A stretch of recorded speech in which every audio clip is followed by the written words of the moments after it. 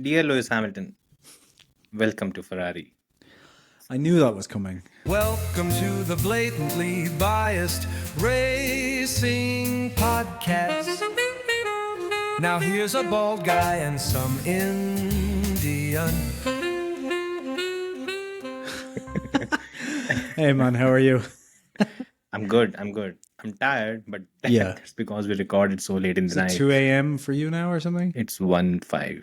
Jesus. 1:05 a.m. Yeah. At least I have 4 weeks off. Maybe I can get my sleep schedule to a more normal time, so that Yeah. it should not be a case that when I sleep I see the sun. It's Yeah, probably the that's other way around. yeah. Yeah. I could never do night shifts like that. But look, it could be worse. You could be Lewis Hamilton. So, you know. It could be Leclerc. Almost You could a be billionaire. anyone who drives for Ferrari. It could be worse. I could be Lewis Hamilton or Charles Leclerc. Oh boy. Oh. They find creative ways to destroy your soul, isn't it? I said it last year and I'll say it again. Lewis Hamilton fans, I hope now you take back some of the things you said about Vettel. Yeah. They won't. Ferrari does this to a person. No, they won't though. No. Yeah. Yeah. They I never wonder how would. long before the sabotage begins. If it hasn't already. See. Oh, Louis teased it, by the way. Oh God. Oh You Christ. didn't see that.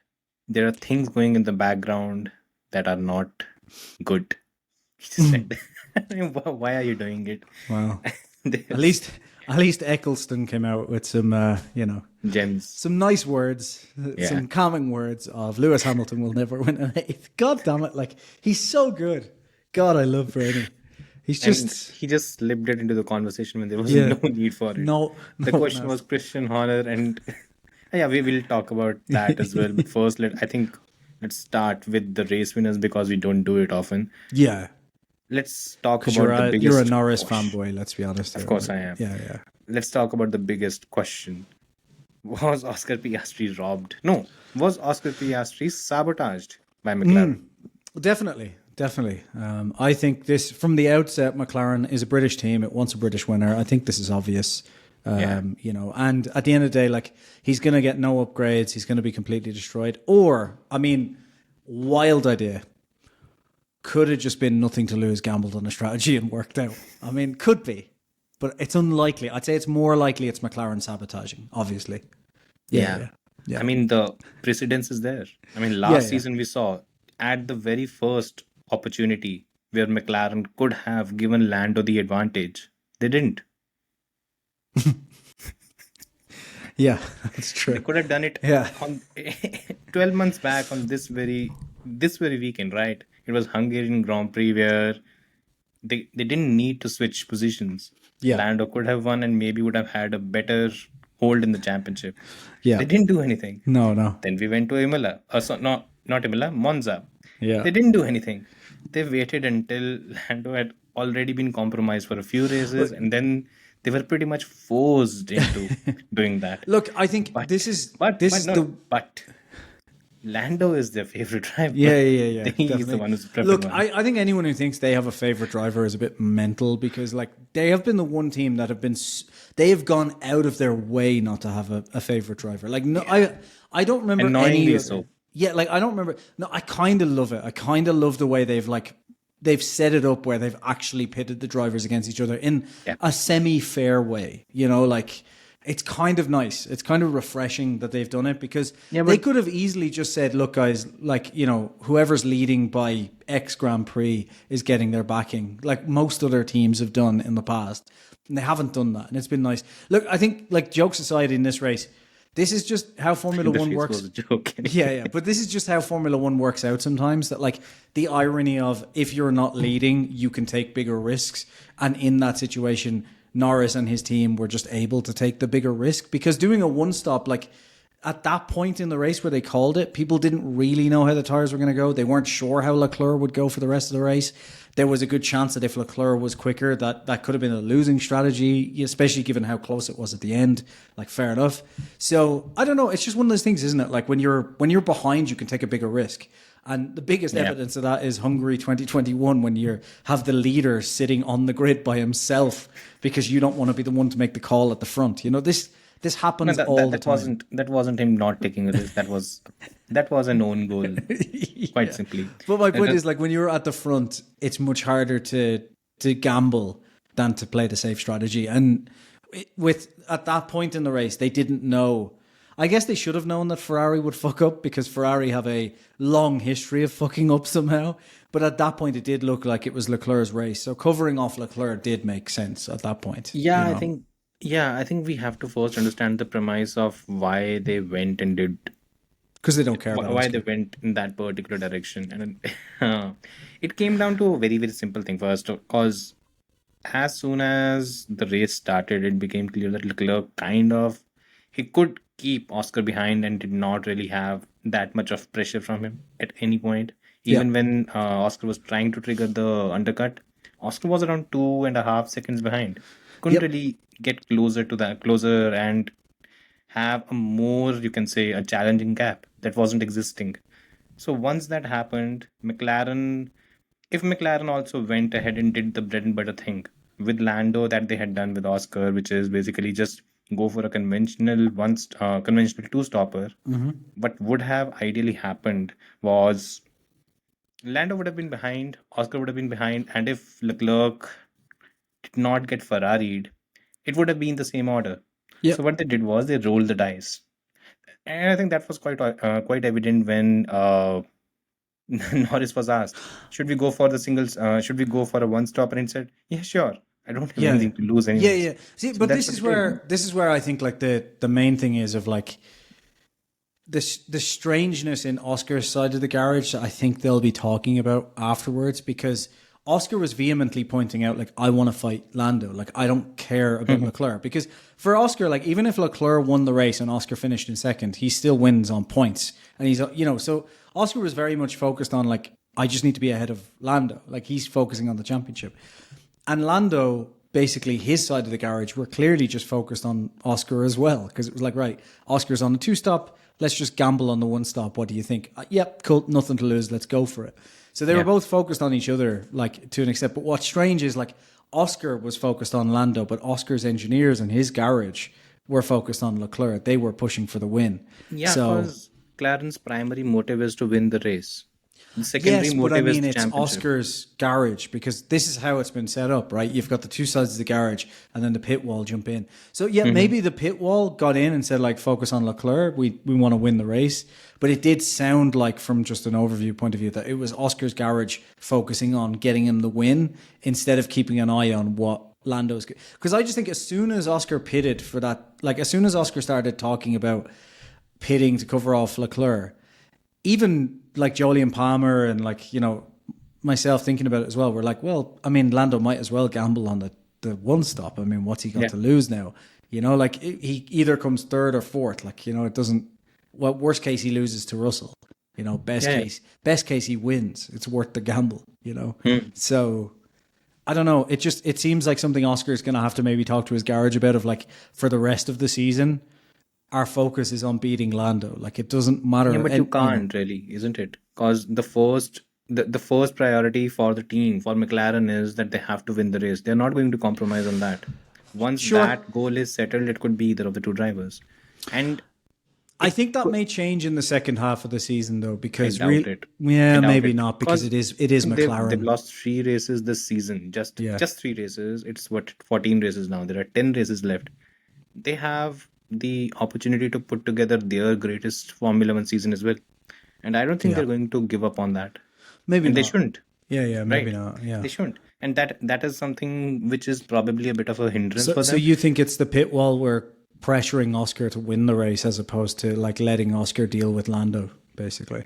But I don't think how do you think Oscar could have dealt with Lando in that case? Well, no, my point is, at that point when he was called in, like, to come in again, When the first pit stop. this was on the second one, I think, where they were like, do you want to extend, try to get to the end, which maybe he couldn't have. That's fine. But he No, basically, it wasn't possible. I don't think it he was losing possible. around more than a second a lap to okay. I think it Lando was the and second one, right? Where he was asked, like, should we cover off Leclerc? At the start of the second stint, after the first pit stop, Oscar was asked if he wanted to go to the end, and he was not sure that it could happen. No, there was a point, because it was literally, I remember it was immediately like, were thinking of boxing to cover off Leclerc, and he said, I don't care about Leclerc, I care about Norris. Okay, so this happened when Lando had pitted. Right. Because once Lando pitted, you had the case where he was, I think 17, 18 seconds behind. Yeah. But the problem with the entire situation was, now in this stage, Oscar is kind of boxed. Either he can go for the win, Yeah. which is basically, he can, at that particular situation, if he pits, he's going to come out behind Lando with 2 to 3 laps fresher tires. And in that case, it's done. There's nothing he can do. Yeah. The second case is he can either he can extend his stint and then have an offset, which he did ultimately. The third is he just goes to the end. Yeah. Now, first, what they tried to do is they tried to go to the end, but since the tires were degrading at a very, very rapid rate and the gap was just being eaten up by Lando, and at that point they just made the call that okay, let's go for the 2-stop. That's just how it played out. And I don't think it was a case of favoritism or anything. No, it was literally just Lando was in the position to gamble. I think like it's as simple as that, because when you're in, like, F1 just puts drivers in these positions quite a bit where, like, you know, Lando was just in the position of, like, he had dropped down to fourth. Like, I think Lando, if he had because he got a good start. Even if he was third, I think it would have still stayed the same. I don't think there would have been much change. Maybe, yeah. But my point is, like, if Lando had would have won by a bigger distance, but if he had a jumped Oscar at the start, for example, because he got a good launch off, he made the silly error of, like, boxing himself in, basically, which is, as soon as he went that way, I was like, oh, Russell's going to box you in. Like, what are you doing? But the Ocon Alonso thing in 2022. But also, it's just like, as soon as he went to the right, it was like, what are you doing? Like, he basically, Russell's going to box you in. Like, you're screwed now. And inevitably, Russell and Alonso, right, went around the outside of him. Yeah. I think if that hadn't happened and he had have, like, managed to get the good start but position it right and get around Oscar, it probably would have just gone the other way around. You know, like, it probably would have been Oscar would have just said, well, let's go for a one stop. I want to win. I want to beat Lando. So, yeah, I don't know. I just don't think there's any. I think this is just Formula One. People get really annoyed about it and have to make it some emotional narrative. And it's like, no, it's just literally they're calling strategies. And as soon as he was in that position, that became the better strategy for where he was. You know, like, it's as simple as that. There's no, like, big, like, oh, well, they clearly don't care about or Oscar. It's like, they do. Also, to be fair, if Leclerc did not have the huge drop-off in performance, I think Leclerc would have overtaken Norris probably much easily. And he had better straight line speed in general as well. That's why. Yeah. Whereas for Oscar, it was, I think, like, that chase at the end was interesting. It was fun. It was exciting between the two McLarens. But part of me constantly thought Oscar's not going to get by here because the two cars didn't have that much of an offset. Yeah, it was just like part of me was thinking it's going to end up in a crash. The main reason was it was like roughly 0.6 of a second he was catching him, right? But as you're doing that, I'm like, right, the tires are wearing more because you're pushing more, right? So by the time you catch him, your tires aren't going to be that much better than Lando's. They'll be better, but not that much. Now you're in the dirty air, you're in the same car. You're probably down to maybe 0.3 of a second behind him in difference. You've got the DRS, but, like, the difference between the two cars is going to be much less. And generally you need, like, either a proper lunge or, like, a second offset to, like, dive down each other. And Lando seemed to be, in the last couple of races since the upgrade, like the suspension upgrade, seems to be more confident on the brakes. So it's not like he was, like, braking really early like he had been earlier in the season. So I kind of expected that lunge from Oscar, which he did. He tried it. But I was kind of like, I wonder, will this be the race where Oscar crashes in trying to get by? They're going to have one very soon. Yeah, I think so. Like, if they continue battling. I think Oscar was probably hoping that Lando would see him coming and dive out of the way. But it seems like Lando either didn't see him or doesn't care. Because that's been a couple of times now where Lando's just like, I'm not moving. Yeah, if they crash, I think... And if Oscar is the one who's actually caused the crash, I think the consequences are going to be dire. I don't think Lando is going to take it lying down. No. I don't think McLaren is going to take it lying down because all the cards are in their favor, isn't it? I think the way Oscar overtook Leclerc, I think that made me think that, okay, the speed is too much. And early in But his offset to Leclerc was a lot bigger. It's not even that. I think Leclerc was... According to George, they had a power mode setting where he was basically pulling off in terms of the speed was reducing drastically before the breaking point, Yeah, because yeah. that's where the plank wear is the most. So the So differential they was a think it bit was to too do with big. plankware, basically. Yeah, we'll get to that as well. Yeah, yeah. All They've right, okay. they've revealed it to a large Makes extent sense. already. Yeah, yeah. So That's why people on Twitter were giving out showing pictures of Russell scraping the ground, and they were like, "Yeah, he's the one without the plankware or whatever." Okay, pretty much. that makes sense. Yeah, I was editing something about the massage straight after the Grand Prix, so I haven't been looking at the Yeah. details. Watch out, guys. The Masan documentary. If Mossad anyone's Epstein. interested in Epstein. It's not a documentary; it's just a podcast. It's like it's not podcast. It's the It's Jason an Hassett show. informative video. Yeah, yeah. Let's It's my call it new that. Jason Hassett show. Check it out. Anyway, Yeah, coming back to this. Just one thing. Do you think Oscar bottled it in any which way? no, I think just sometimes the roll of the dice goes against you, and like he tried everything to make up for it. It was just, I just think it was. I think McLaren made the right call at the right time, but unfortunately things just went against them. I think they were very much looking for the win. They were trying to cover off Leclerc. That meant that, Lando was in a position where, like, for all the thing is, look at it, was 7/10 at the end when they came over the line, right? For all we know, those tires could have dropped off dramatically on Lando's one stop, and he could have like ended up second in the race, right? And then it would have been like, well, that one stop was a silly idea, So like, it's Yeah. always the case where you can gamble, and if it works out, it's like, oh, well, the other side made a mistake. Or you gamble, it doesn't work out, and you're like, well, they should have gone on the two stop. Yeah. Like it. So I just think So, this is one of those things where it's just a roll of the Precisely. dice. So just to sum it all up, it wasn't. He wasn't sabotaged, and there was literally no and scenario also, in which I also didn't credit think there was any to bottling. Lando as well. He's drove a brilliant race. Like For I a think change. yeah, I yeah. hope people give him credit, because Yeah. he didn't bottle. He Something did. which He didn't technically bottle the start either. He was in a boxed off position where I do think he should have, because he's done that a couple of times now, and I think he needs to review it and go like, right, I'm not going to box, because he constantly loves just to do that. Like instinct, honestly. he And instinctually boxes into the grass to try and get by on the inside, and he constantly does it, and it never works out for him. So I'm hoping he kind I of think goes. the initial move from him, which I think was the wrong one, which was that he was trying to get into the slipstream of Charles, Yeah, but as soon as that happened, he got a bit of a jump. yeah. Oscar moved over, and inside is not probably the place where you want to be when it comes to Hungary. No, on that track, the corner's too tight, so you're just going to take someone out or take yourself out. It's not really Exactly. So yeah, overall, I think still it's a good race. 9 points between them now. How is this championship even going to be decided? I think this is the fun thing though, because like, was it Austria where they got the upgrade for Lando? Like, Canada. yeah, was it Canada where you got the suspension upgrade? Yeah. Because it was like up until that point, it very much did seem to me like, okay, Oscar's got this, because Lando just constantly all over the place making mistakes and so on.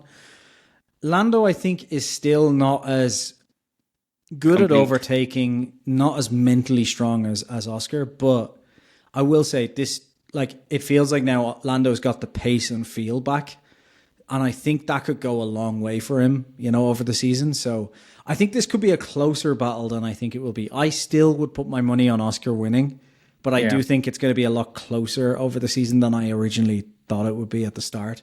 Or like, say 5 or 6 races ago, I thought it was just going to swing dramatically in Oscar's favor. But I think that upgrade and that feel that he has back for the car again means that, there will be a lot of days where Oscar just won't be as fast, or, Lando will just be able to kind of eke things out where Oscar can't. Because it does seem like Lando's still a little bit better on tires than Oscar is. Not by much. It's much closer. But like, those tiny amounts can really help. The gap is nothing between the two right now, which is interesting, because now there are no tracks which you can say that this is Lando's track, this is Oscar's track. That kind of thing is gone, which is a bit weird, because usually there are drivers that have their inherent strengths and weaknesses. Here it seems that it all has just morphed into one, because until this weekend, Lando had not been out-qualified by a teammate in Hungary. Here he was. And I think until Friday, it seemed that Lando was the stronger driver. On Saturday, it was just flipped on its head, where Oscar just took the lead. It's I don't know. I'm so surprised because there doesn't seem to be a clear trend that is emerging. It's basically a very, very they are operating on very, very tiny margins where if something works for one driver, he wins. If something works for the other driver, they take the lead. Yeah, And yeah. it's becoming such a continued cycle now, which is It's great though. It's great yeah, yeah. because honestly, like, how many times have we had a dominant car before? Because this is now the dominant car. Like, maybe not as much as the RB19, but it's still pretty dominant. What like are you it's, talking about? RB19 was the seventh fastest car. Sorry, my Okay. bad. Yeah. But like it doesn't have a 7/10 race advantage like the RB19 did. It's probably a tenth or two, maybe a bit more, depending on the track. Miami, for example, was a massive outlier. But like it's very rare that we get a car that is the clear fastest where we have two drivers that can compete with each other. So at least Yeah. we're getting that. At least it's interesting because that just doesn't happen all the time. Like I think normally, that's the good bit about it that we have a scenario where, and I think that's why I'm partially hoping that Mercedes has a strong. If there is a team that ends up emerging as the dominant one, yeah, I hope it's the Mercedes power unit because then you'll have Oscar, Lando on one side, you have George, Kimi on the other. So at least you have a highly talented Colapinto, pair going back and forth. It's not a case of you have a Colapinto. sure. By the way, he's also improving. He's Yeah, yeah. also getting his shit together, which beat is he beat finally Gasly in qualifying for quite the first handily. time. Yeah, Yeah, yeah. Not first time. This was his third time. beating He's Colapinto had a in strong qualifying. yeah. He's had a strong weekend in Canada as well. And Oh, there's did he one more beat? that I'm Oh, yeah, he beat him in qualifying in Canada. Yeah, he yeah. beat him My bad. qualifying and in the race, both of them. Yeah, yeah. So he's had his moment. I'm happy for him. The car is shit as well, though. Like it's really just a shit box. So it's just Yeah, they've pretty much invested all of their money and everything on 2026. Yeah. So makes which sense. I didn't think they would do. But anyway, it's a different conversation. Let's We'll get to that. The thing is, when I talk about this season, there are 10 races left, and I have no clue which way it will go. yeah. The thing is, it's also probably the championship, which the word that kids use, which lacks the Riz factor that was quite common in the last few years. Yeah. Because neither of them are the imposing personalities, and neither of them have the kind of presence that a Max or a Lewis or an Alonso or a Vettel, all of these guys did. I think that is something which I've seen a lot of people say that this is probably one of the title fights which they are very disinterested in, which is a Yeah. bit of a disservice because the quality of racing is good. Do you know though? I think it's kind of nice though because, like, honestly, generally speaking, it's a much more clear cut one for me because normally we're getting like a world champion versus a non-world champion, and Usually, generally yeah. in that case, I want the non-world champion to win because I like the underdog pretty much always. But this year, it's exciting for me because either way, someone becomes a new world champion. So I don't care. It's like this is. Plus, honestly, I have to say, I keep going back to it, but how McLaren are handling this, I hated how McLaren handled things last year because last year they had a clear number one driver, right? Like, not to bash Oscar, but Lando was just way better than Oscar last year. Yeah. Overall, right? Oscar was a bit better at like racecraft moves and maybe starts or whatever, but Yeah. just generally speaking, Lando was much better. Lando. And for me, Formula One is about maximizing everything. So it was always like, guys, like, just back Lando for this season. Tell Oscar you'll have his back next year if you want, whatever. But like, back Lando this season. Like, what are you doing? Like, put everything behind this. They fumbled the championship last Yeah, season. win both championships. Because people say, oh, well, Lando lost 63 points or whatever it was. It's like, yeah, sure. And McLaren lost 130 something points. So they could have won the championship if McLaren had not fucked up, basically. But they just didn't seem to care. However, I do have to say, all credit to McLaren. How they're handling it this year with the two drivers is beautiful. I love the idea of pitting the garages against each other. It's genius. And I hope they hold to it the whole way through the season. That's why that's one of the primary reasons I'm not giving them that much credit, because I think at the start of the season they realized that the constructors championship is not going anywhere. Yeah. They knew that their driver was going to win the championship, so they're just letting them do this. Yeah. There's going to which come a is point fine. next season. Yeah, but the thing is, when they are operating at an easy mode in Formula One. So next year, if there's like a bigger competition, when they things won't. heat up, when there are going to be cases where you have to pick one driver over the other, that's where you'll have to have the uncomfortable And conversations. also, next year is going to be interesting because one of these drivers will be a world champion next year. And that world champion is going to be like, well, I deserve preferential treatment because that's how world Probably. champions feel all the time. Yeah. So, yeah, next year will be interesting. But this year, look, at least we're getting a title fight. It was one of the things that 2023 we all complained about, right? Why doesn't Max have a closer teammate, give us a title battle? You know, like it would have been great if in 2023 we had a title battle between even the two teammates. So at least we're getting that. And, you know, obviously Max fans will complain about this season being boring, but fuck them. Yeah. And on that bombshell, let's move on to the more depressing part of the race. The rest of the race is depressing, full stop. Yeah, it was so. Honestly, I was happy. I was happy until lap 42, 43 when Charles was ultimately overtaken by, and it happened out of the blue because he had around a second and a half advantage over Oscar, and then just like that he had overtaken him. And what the fuck happened? It was just insane how quickly it, and like did you see his off-screen rant? Like, oh, it was amazing. Wow, that was something, right? I have never seen the radio thing go off the screen. Yeah. Like, I know I mean, normally he had enough time. He was driving at 80%. What could he do? He's driving the car almost a second or so off the pace that he's supposed to. What can he really do in that case? We're talking about Leclerc now, right? So tell me, We're gonna talk about what do Leclerc. we know about like why he dropped off so suddenly? Yeah, so rumor has it, and again, first it was Fred Visser and Charles that they kind of revealed that it had to do with the chassis, and George apparently noticed it where he said that they were running very close to the ground to a certain extent, and since they were at a very dangerous level in terms of plank wear, what they did was they inflated the tires that they were using to a large. Basically, there's a certain tire pressure that you're supposed to do. There's a minimum. Yeah, the minimum So they put tire it at a pressure is higher. prescribed. Yeah. You can have a higher one. You can't have a lower one because the lower tire pressure means more contact, which means more grip. But more likely to pop or whatever if something goes exactly. wrong. Yeah. So that's why Pirelli prescribes it. So they basically used they inflated the tires as much as they could. And what that did was it basically screwed the performance in both ways because first the car got lifted. Secondly, you can say the contact area between the tires and the ground decreased. And that's where the loss of performance comes in. So once that happened, he was a sitting duck. But like, just wasn't the suspension brought in to fix this problem that they've been having? Exactly the question everyone has. And apparently, it seems there was an issue with the chassis. And maybe it has to do with, and I won't be surprised if it has to do with the fact that there was too much gravel. And gravel became an issue this weekend.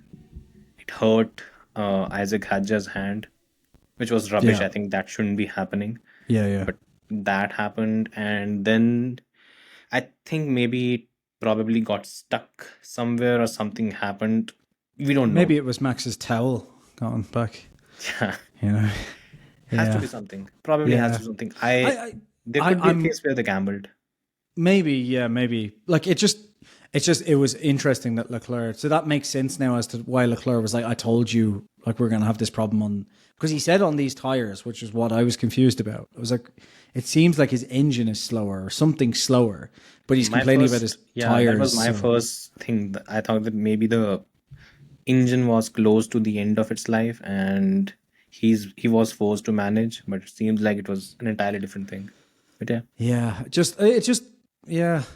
I think, look, the only good thing now is this seems to me like one of those issues where I'll say it the same about Red Bull, where like as soon as you have all this shit going on behind the background, people take their eye off the ball on a lot of things. And I think this is good that they've locked Fred down because Fred needs to be focusing on, okay, like is the technical team on top? They've not locked him down. They've signed 3-year supposedly signed a multi-year deal. They've not revealed how many years it is.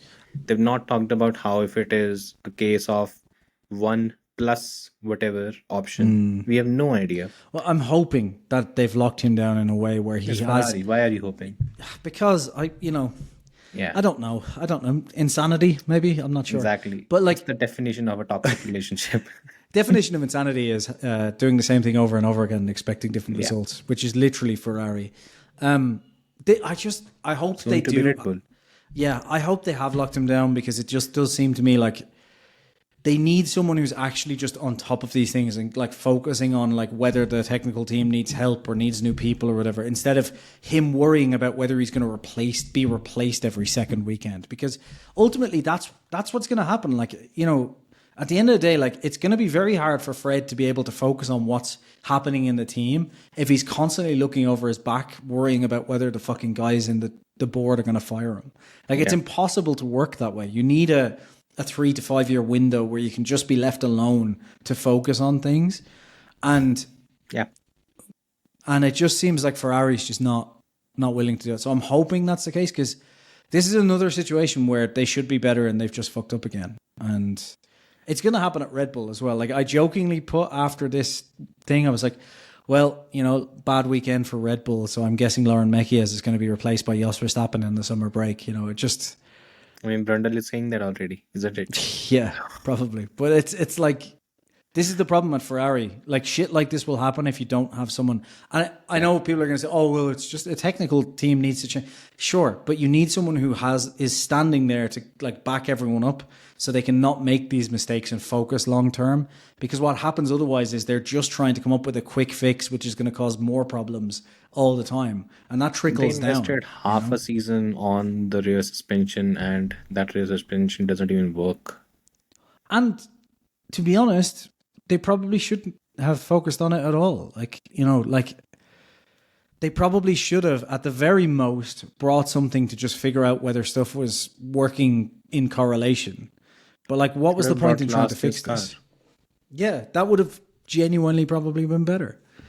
You know, like, I don't know. None of Ferrari's thinking makes sense, but it all shouts that Ferrari's in a situation where they need quick performance, otherwise there's going to be changes. Instead of making long thought out pragmatic decisions to go like, okay, well, why don't we not waste time on this car? Or why don't we like take more time on the suspension, because we're not winning the constructors this year. We're not winning the drivers this year. Regardless, it's too late. Like, I don't know. I don't know. I don't think Ferrari gives me the vibes that this is the team that could be a contender next season in any which way. No. I think they've got too many problems, and we'll get to the second driver later, but it seems that there's only so... And, you know, this was probably one of the best examples of people saying that Charles Leclerc is not on Max Verstappen's level, and him showing that he's on that level, but his team does not back him up to produce that kind of results. To be This should have been his win, by the way. I'm sorry, Verstappen fans. To be on Verstappen's level, you need a team that is on Verstappen's level. That's how Formula One works. And if you don't believe that, then why the fuck didn't Max win the championship from 2016 to 2021? Like, up until 2020. Why is he not winning now? Yeah, exactly. Or like, you know, like, but someone the other day, well, if Max had the second fastest car, he'd be winning the championship. Well, why didn't he win fucking 2020 then? Cop on. That's not how it works. Like, you know, he had the second fastest car in 2020. He didn't win the championship. Yeah. Like, it's not as simple as that. But like, the point of that little rant is just to say, like, you need a team that is on that level. Like, you can have a world championship driver, but if you don't have a world championship team, it doesn't make any difference. Formula One is mostly, it's at least 80% the current team. Probably 90 in my view. But it's 95. You could say that, just given on like the lap time differences. If you worked out the actual percentages, it's tiny. But like, just in general, like 50% at least is, if you want to go really low, is the car, right? It's more than that. But then you got 20 to 30% is operations, you know, because like, look at today, like Oscar was the better driver around this track. He got the, like, technically the worst strategy and lost the race, right? It's as simple as that. So yeah, Leclerc is, in my view, the difference between Leclerc and Verstappen is minute, right? I think Verstappen's probably a slightly better driver. But if you put the two of them in the same team, obviously you'd need a car that's not like developed wildly towards just Max's driving style or whatever. But if it was just even between the two of them, they would be very close. Max may win, but it would be very fucking close. It would be one of the greatest seasons in Formula. It'd be amazing. Yeah, it'd be amazing. because Leclerc can drive brilliantly, like absolutely brilliantly. And he doesn't back down in wheel-to-wheel battles in any which No. way. I think that's the whole point. Because look what and it's not only this weekend, right? It's been, if we remove what happened in Silverstone, which was a complete disaster from him, I think Leclerc has, and at least I've checked my ratings, I think he's at the top right now in 2026 in the first half of the season. And it's entirely 25. because 25, sorry, because it's just every weekend again and again and again. He's Look, we expected Lewis to close the gap by now. No, The he gap didn't. has increased. Who And expected that? at least I did. And I think we were talking about this as well, that there were areas where, and he's the first to admit he's not been comfortable with the car. He first became comfortable in Spa, and he put on a brilliant weekend that time around. I think he was the driver of the weekend for me, at least for me in that particular case. This time around again, he is the driver of the weekend, and they were not touching him. If the car did not just crumble, I think he would have. He came. I think he was 7 seconds behind Lando, and Oscar was 10 seconds behind Lando when they came out, and everything just reset. I think Leclerc would have jumped Lando and won the race. He could have done it quite easily. It just The problem is when your team is not backing you, you can put together brilliance again and again and again. It will never show in results, and that is one of his biggest. You can say, yeah, go for it. Leclerc is essentially in the worst version of McLaren. Basically, it's last year's McLaren where it's last year's McLaren with a slow car. Basically, like they're not winning the championship and they don't care to back a driver. So it's all about the team, but the team doesn't want to build fast car or give any preference to a driver. So you've just got the worst version of everything. And then you go through all of that.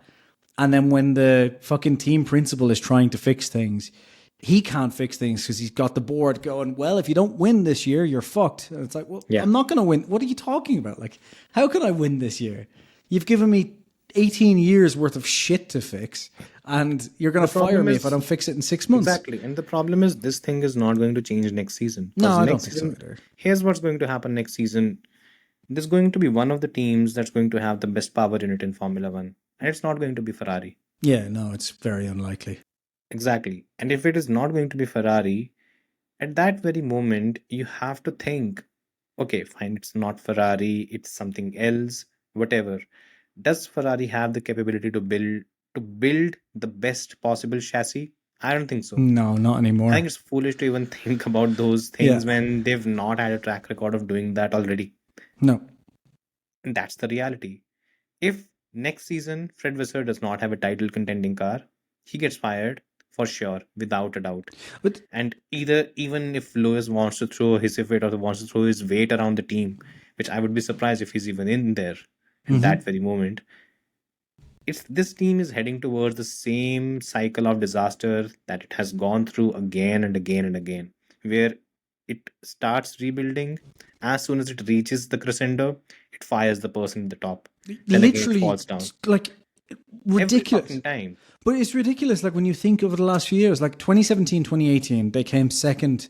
Like they were second in the Drivers' Championship with Vettel, right? Yeah. In that situation, you keep the same guy and fucking keep going at it, right? We're close. Just keep pushing, keep pushing. We'll get there, right? They don't. They hire Bonotto.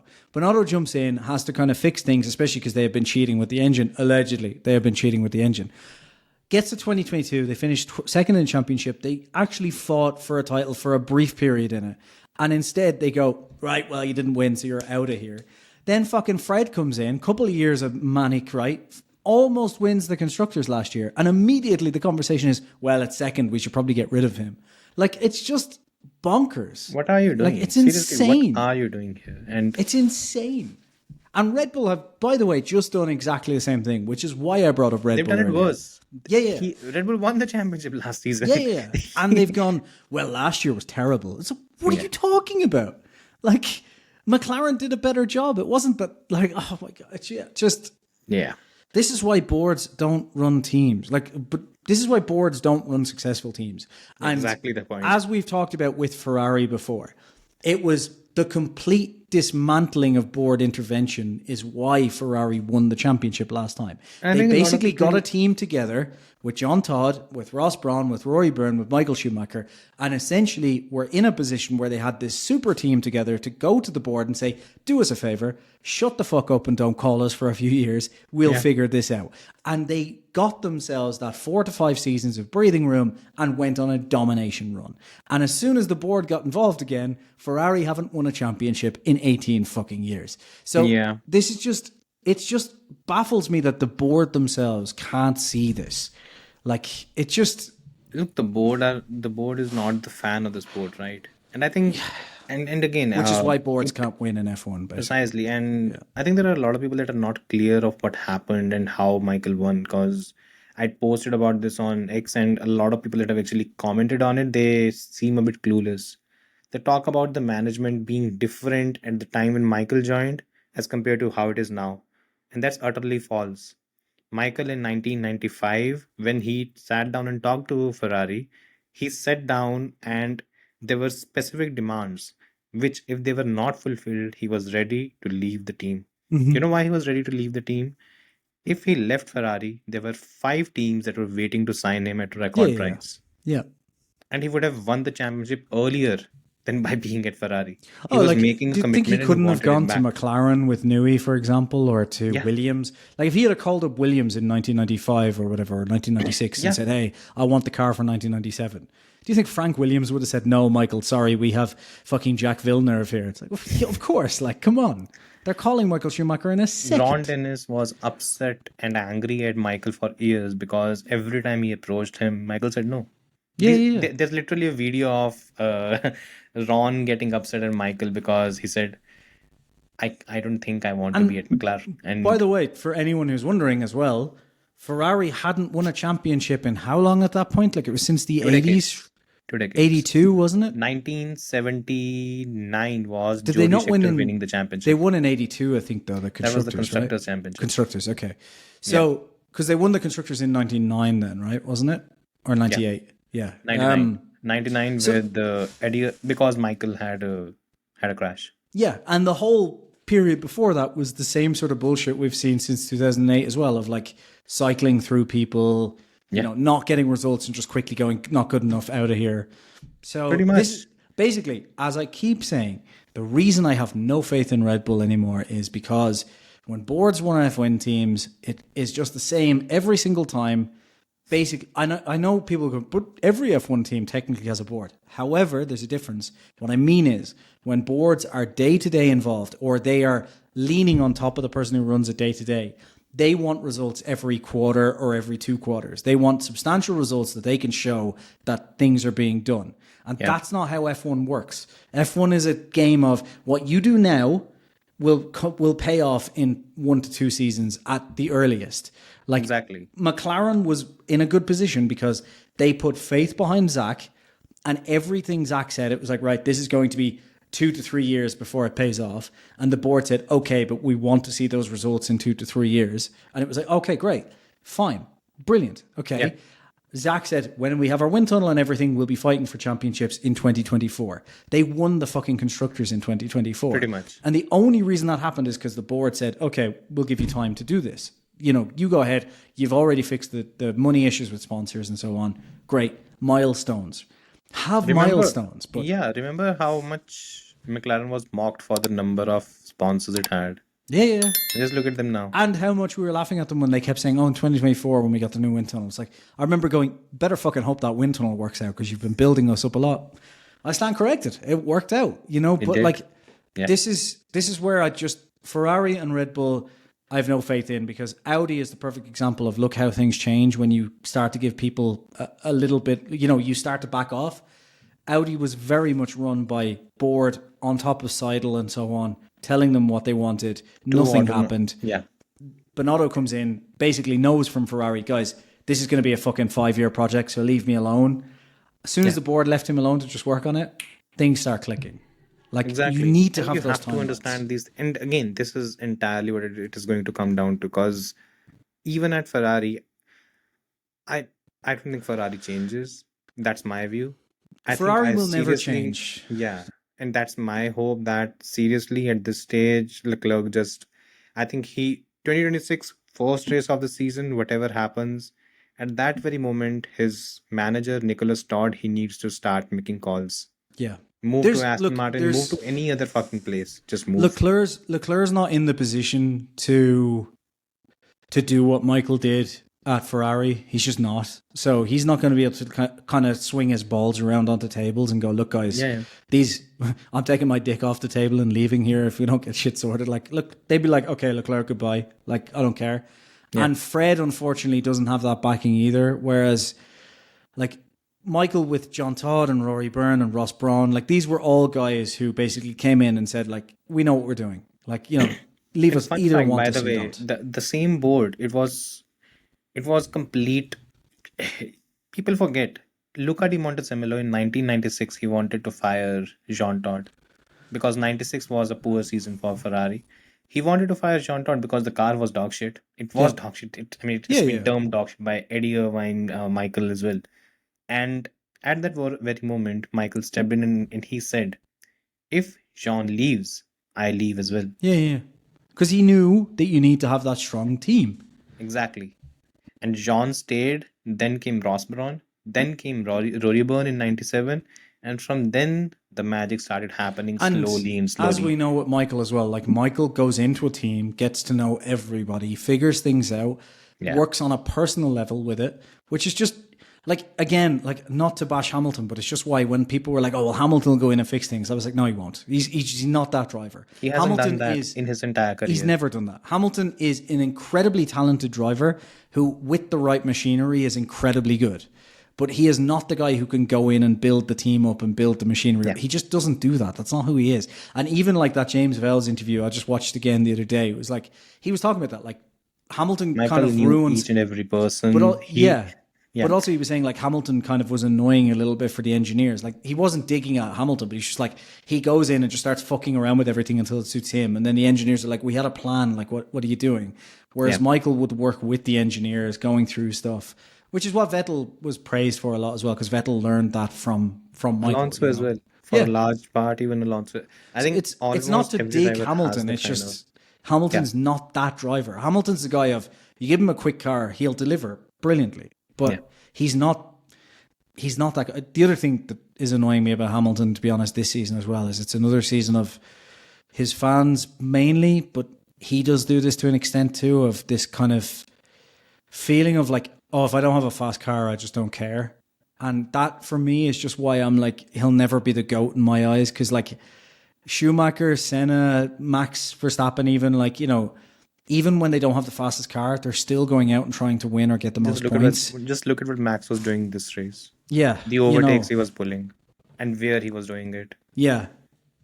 Whereas Hamilton just has this, like, and his fans will simultaneously say, like, oh, he's the GOAT. Oh, but also he doesn't have, like, the best car, so why would he bother? And I'm like, well, because then he's not the GOAT. Like, what are you talking about? Like, it's just Michael Schumacher in the years where he had dog shit cars still went out and fucking banged in brilliant results. Yeah. Hamilton, whenever he has a shit car, just goes, don't care. It's like, that's... I doubt that that's the thing that's happening right now. I think he's... No, I think Ferrari's breaking him. Yeah, and now let's... again, first of all, when it comes to Charles, probably the driver of the weekend for me. I felt very sad for him, but at some point you just realize, okay, it's Ferrari. What can we do? It's heartbreaking. That's just the realization. And the saddest thing for me is next season is going to be the same. I know it is going to be the same. I wish he would just call up fucking Aston Martin and say, listen, that son of yours isn't going to win a championship, so can you just or just say Alonso is 50 years old. Get rid of him. Good luck with that. I'm younger. I'm good looking. Look, I have a great girlfriend. I have a great dog. Alonso, because that's the most important thing in Formula One now. How hot is your girlfriend, days, right? and what dog do you have? Yeah. That's from I hate it, a quick note on that Moneyball. I don't know if you've ever seen that movie, Moneyball. The Moneyball movie, yeah. I just love the guy is like it's like, what about this baseball player? I don't know. Have you seen his girlfriend? And it's like, what do you mean? It's dog ugly. So what the fuck does that? It's like, what the fuck does that have to do with anything? It's like, he's not very confident. Look at his girlfriend. Yeah. It's like, but anyway, crazy. Yeah, that was a mirror into an entirely different world by the way, that movie. in so many ways. Yeah. But yeah. Well, it was a And true story, though. It's just how the world yeah. was. It's Yeah. the story of I'm forgetting the name of The it. Oakland A's, who actually the Red Sox, was it the Boston Red Sox? I think I'm not a baseball fan, but they actually used the same strategy afterwards to win. No, they hired him right after. Did they hire him to Yeah, win? yeah. Yeah. Because basically it was like the whole idea of everyone else was just looking at form and like, oh, he's popular, so we'll hire him. And he was like, let's look at the actual numbers. Great film if anyone hasn't seen it. It's really good. Yeah. Yeah. Moving on. Yeah. Now let's talk about Lewis Hamilton and Oh, Christ. I know. Yeah. It's okay. First of all, your overview of the entire weekend. Just okay. If there's one word you could use to describe that weekend, what would that be? For Hamilton? Yeah, Anonymous, shit, not the drive of a goat. anonymous. Exactly what I won't say expect. anonymous. Exactly what I expected from this season of Hamilton and Ferrari. It's just honestly, I wasn't that surprised by it. It's just like the car's been going badly. Leclerc's been struggling with like the way the team's been handling things. Leclerc's been getting annoyed at the team. Hamilton, like I just said, he's never been the guy who can change a team. A team is what a team is, and then he delivers from there. And he wasn't going to change Ferrari. So, I don't know. Like, it's just... I'm surprised at how big the gap is, maybe, to an extent. Of, like, Leclerc was on pole and Hamilton was in 16th, was it? 14th? 13th. 13th, sorry. 12th, sorry. It wasn't as bad as I thought. We finished outside the points. Can I ask you a simple question? Yeah. If Carlos Sainz was still there, do you think he would have done better this weekend? Yeah. So what are they spending this money on? Because it's not great for marketing. Like the stock, it's not going to help the stock market at this point, is it? Like, it's not helping anything, and I think that even if we leave the whole that side aside, that if whether he should have been hired or not, he is hired. He's there. My main concern is I don't get the approach. He's trying to way adapt he's the car to approaching- him still. Sorry, what? He's trying to adapt the car to him still. He's trying to move the car in his direction still. And I just think It doesn't work that way. no, and it can work that way if the car has a wide operating window, but I just don't think these cars that's do. not what Formula One is right now, isn't it? I think for me the ballsiest statement that any driver has made, at least in my view, in this season is because Lewis has been quite vocal about the next season the car will be according to my driving style. It will be I'm molding it and whatever he said. Charles Leclerc was questioned about it and he said, I just want the car to be the fastest. I'll adapt. Yeah. And this is the thing. I'm Leclerc does. paraphrasing, but that's what he said. He said that Leclerc I does don't care. adapt. Yeah, his thing is that when I came to Formula One, I had a different driving style.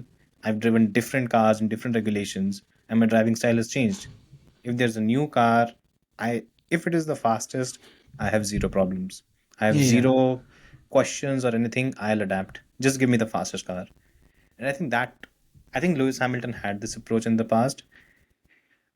He's being made to look worse than he is, and I think I wrote about it as well.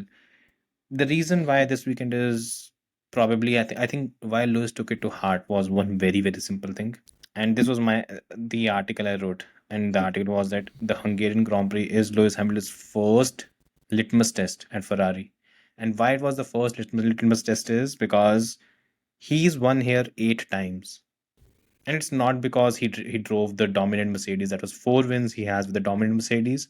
He's won here with Mercedes when it was not that good in 2013. He won here with McLaren thrice, and those were not always the best cars. Mm-hmm. This is He's very good around here. He's bloody good here, and this is Leclerc's worst track in Formula One. He's not had a good run. He's not been on the podium even once. Like he's not on the podium, so that record stays. Thanks Ferrari. Despite all of this, by the way, he should have won in 2022 as well, Leclerc. Again, the great strategy where they just fitted hard tires and just tumbled down the order. Yep. Regardless, this was a race where Lewis should have been ahead, at least in my view. And I think even Lewis thought the same way because this is his yard. Yep. And they came here and he was nowhere. 2 to 3 tenths it might not seem a lot, but 3.5 tenths separated pole position to P8. So if Lewis is 2.5 tenths behind, it's basically 3 to 4 rows, anyways. Yep. And that is the problem that he's facing right now. He has these expectations, but there's a reality that no one is willing to admit. And the reality is that Leclerc is he's probably one of the best qualifiers in Formula One and probably one of the best drivers. And once you enter his den, either you are not going to beat him anyways, or it's going to be an uphill task and it's going to take a lot of time. And I think Lewis has not made peace with either of those two things. And every weekend he comes in expecting that I'm Lewis Hamilton, I'm the 7-time world champion, I've never lost to anyone. I mean, he has, but he comes in with that mindset, and every weekend it's a hammering. There are Yeah. 14 weekends this season, by the way, and he's been the better driver, in my view, at least once. Just once. Yeah. Yeah. That yeah. was in Silverstone. That's it. He won the I don't sprint. think I can. Yeah. So, and when the thing is, when he comes out and says that, okay, maybe they should change the driver and stuff like that, it's just a flippant statement. I didn't really take it to. I wasn't shocked by it and everything. I understood. He says these things a lot of times. I've seen him say that throughout his career. The problem is People when say he a lot comes of out things and when they're says, pissed off as well, you know. yeah, exactly, and it's understandable. The problem is when today he comes out and says that there are things happening in the background that are not good. Yeah. That's No, what pisses me off, Lewis, because he's you were in basically- the background. You were the thing in the background. Yeah. That's the problem. Exactly. The problem that happens here is, if now what he's done is he's waved the red rag towards the entire army of cult LH, and they're going to swarm, and it's going to lead to a very gonna be nonsensical fun. backlash for the team. And that's what we've seen already. It's- Fred Visser was also agitated by the whole thing. I just wish someone had seen this coming. But I mean, no one could have predicted this. I mean, if only they've watched the Blatantly Biased Racing If only they podcast. had watched episodes 1 through 50, they may have seen this coming. But, Pretty much. Yeah. I look. This is just for me. It's like, look, Lewis is again brilliantly talented driver, but it's just You're since sounding like sorry, but you're sounding like Bernie Eccleston, because he started his statement by saying this, and then did he he? completely flipped into because I'm about to, yeah, and I'm also an old white guy. yeah.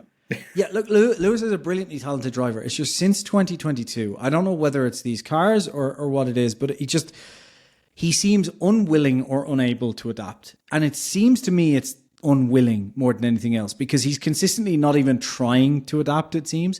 He's constantly just trying to get the car to come to him.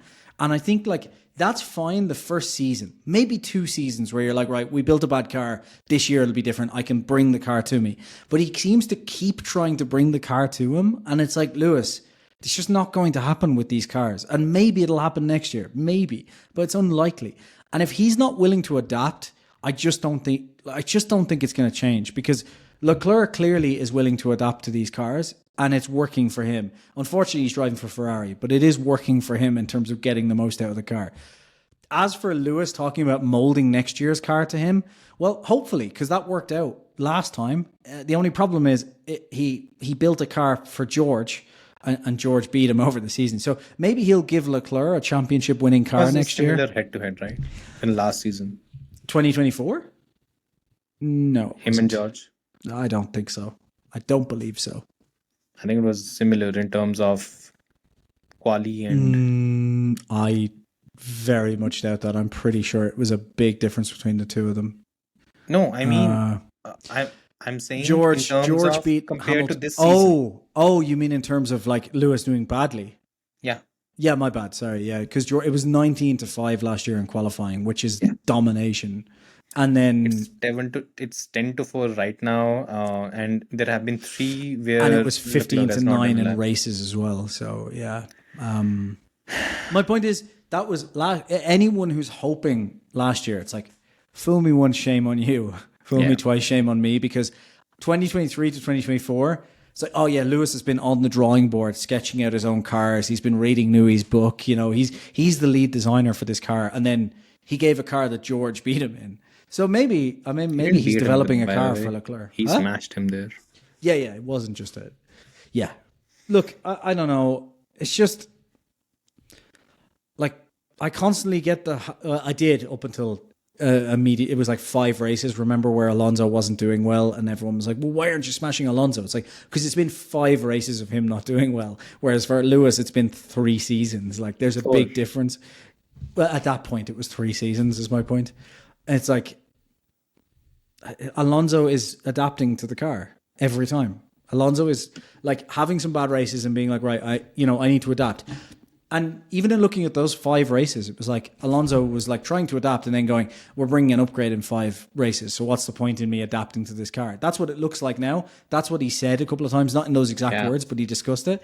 And now, like, you could call bullshit on that until, oh, right, no, it actually worked out. So, yeah, maybe, The concern is that, okay, tell me something. Could there be a scenario where Lewis puts together a brilliant lap where he thinks he's nailed everything, and then his engineer tells him that Leclerc is 3 tenths faster? Yeah, I think it happens all the time. I think that's what that's what's happening. It's not a case of he's not adapting to the car. It's just that Leclerc is faster. And I think in the 2025 grid, there aren't many drivers who can actually claim that they'll go faster than Leclerc in the same car, same conditions and everything. As simple as that. And I don't know. Like maybe Max, that's and even then we don't know if Max could in the same car. Like we don't know. We've never seen them in the same car, so we exactly. Don't know, The concern is that once that is the baseline, you can, and you're fooling us, you're fooling everyone when you continue to talk about this car has this issues, there's something going in the background and stuff like that. There has to be a reality check where you just need to understand, okay, this is where we are going to build from here. I think this was something that Niki Lauda did when he was teammates with Alain Prost. Alain Prost was young. Niki Lauda had been away, sabbatical from Formula 1. He came back, both joined McLaren. Lauda knew his strengths and weaknesses. He knew he could not beat Prost in qualifying. He set his car every time for the races in a particular manner. And I'd say Prost was probably the better driver over the season, but Lauda ended up beating him in the championship reliability and all by 0.5 points. Yeah. That's something that Lewis could do. But for that, you have to first have the realization that, okay, this is where I am. This is my reality. And I think that kind of adaptation he's not shown. And I don't think there's a lot of talk about superficial stuff where he actually came out and said that he'd submitted all these documents and everything, all these folders to the senior management and stuff. I think every driver does that, but no driver thinks it's important to tell to the media that you've done these kind of things. He's gasping for stuff right now, and I think these 10 races are going to be very important, because if Lewis is not showing improvement, next season what's going to happen is he won't be able to drag his weight across Ferrari, which he's been able to do until now this season. Because if you don't have performances, what the fuck are you doing in the team? Well, anyways? the thing is, like, this is just, if you wanted to go to a team where you could like build it around you, Ferrari wasn't the one to go to, because it's just you don't go to what a driver who's already aged, what he should do ideally is do what Alonso has done. He's gone to a team which has a shitty teammate, and he's built the team around him. And again, Alonso might be over the hill in terms of being away from his peak. It could be the case. We don't know that. Because again, he's still being measured against Lance. But the reality is, what he's done is, at least for the time being, I hope, if it works out, great. We don't know yet. At least he's not in a position where he's continuously battling a Charles Leclerc or a George Russell year after year after year, they're the best talents and they're young and they're hungry. That pressure is not there on him, and he's just going about his work and continuing to perform. The other thing is, look, no mistakes. It's only 2 seasons ago when he was running podium after podium after podium after podium at the start of the season. So, and like this year as well, it's like the moment the car gets better, he gets better. So I don't know. It's just, and look, even like sharp things about most other drivers, including a Hamilton, whatever, like including a Hamilton, even a Max, any of these guys, you get the McLarens and stuff coming up behind you. You're trying to hold them off for a while. He just like, nope, not my race. Move out of the way. Gone. Yeah. Let them just, he's still like as sharp as a tack, like, thinking about everything. And I do think when, like, we'll probably talk about it, but when George tried to come up behind him, it did look to me like he just kind of stayed to the left and George didn't move out of the way, and it was just like it was like, what are you actually, doing? it seems George didn't understand that he was letting him through. Yeah. That's what Basically, happened. because he was just like out of the way, slowed down, and George Yeah. nearly hit into the back of him. He And it was did. like, what are He you did. doing? There was he did contact. hit into the back of him, Yeah. But like that's my point. Like that's a thoughtful driver who's like, I'm not wasting 2-3 seconds fighting a faster car that I'm not going to And beat even not anyway. only that, if you remember at the start of the race, Alonso was continuously being hounded by Gabriel Bortoleto. Yeah. I saw those lap times and I thought that Aston Martin is fucked. This car has zero pace. He was a second lap slower than the top four drivers. And then He you was just had Nico managing his Hülkenberg. tires though. Yeah, that's what he was doing. Yeah. Well, Nico Hülkenberg, what he did was he pitted early and he was at the back of the grid. And at the back of the grid, Hülkenberg was just eating into the deficit. And what we had was a DRS train from Alonso until Nico Hülkenberg at the last position, from P5 to P20. Alonso That was went the DRS 39 tires on a set of mediums. Yeah, 39 laps. Yeah. Yeah, sorry. Yeah. What he did was, in the earlier part, he just let all these drivers just eat through the tires. And once it was around 20-22 laps, just like this, he went. Yeah. And at that very moment, for the next 4 or 5 laps, Alonso was the fastest driver on the grid. And he was faster than the top 4 drivers that include both the McLarens, the Ferrari, and George Russell. Yep. And you know what he did? He knew that he didn't have the pace to compete with the top 4. Yep. His battle was with the drivers behind. So first he let them just consume the tires, and once that was done, he just pushed off, and he had a gap of around 7-8 seconds over Bortoleto and the drivers behind. This is Just why. him. This is why I didn't call out Alonso earlier in the season, because it's been 5 races of him being bad, and it seems to me like the car is a piece of shit anyway. You know, it's not like Lance was fucking scoring podiums and Alonso was at the back. Yeah. It was like Lance was beating him slightly, but they weren't even fighting for points. So it was like, you know, like, and then a race like this just shows you like Alonso hasn't lost anything. Like, sure, he's not peak 2012 Alonso, but he hasn't lost that much. Like, I think genuinely This is still there. And this is important. and he still has very quick reaction times. And I also think sometimes, because of how young F1 drivers are, we forget that 44, and maybe this is because I'm 36, so I'm getting old and realizing it, but like 44 is not that old. You know, like you can still be incredibly in shape and incredibly fast at 44 years of age, especially when you're a guy who's training every day, you know, like this guy is. He's jacked. So yeah. He's ridiculously jacked. And also he is, I think this is the difference between him and say Hamilton as well. Like, even when Alonso retired, it's not like he retired and stopped racing. He's just, racing is the only thing he wants to do. So he retired and went to Le Mans and IndyCar. It's not like he just retired and went to the Met Gala. You know, like this is a different guy. So I just think like Alonso is much closer to a Verstappen in my book of, if Verstappen leaves Formula One, I expect to see Verstappen in the headlines racing at other series. Not like, oh, I went off and started my own line of pizzas or something. You know, like it's just...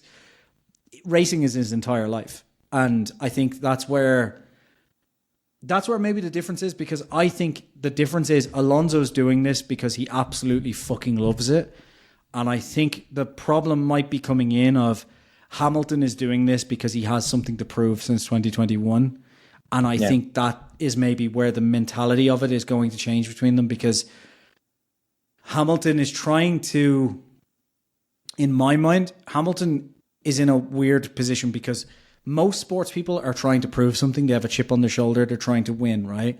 But then once you win, you have to kind of have something to prove.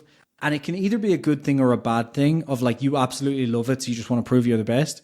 Whereas I think Hamilton is now trying to go, no, I'm a fucking 8-time world champion. I will get there.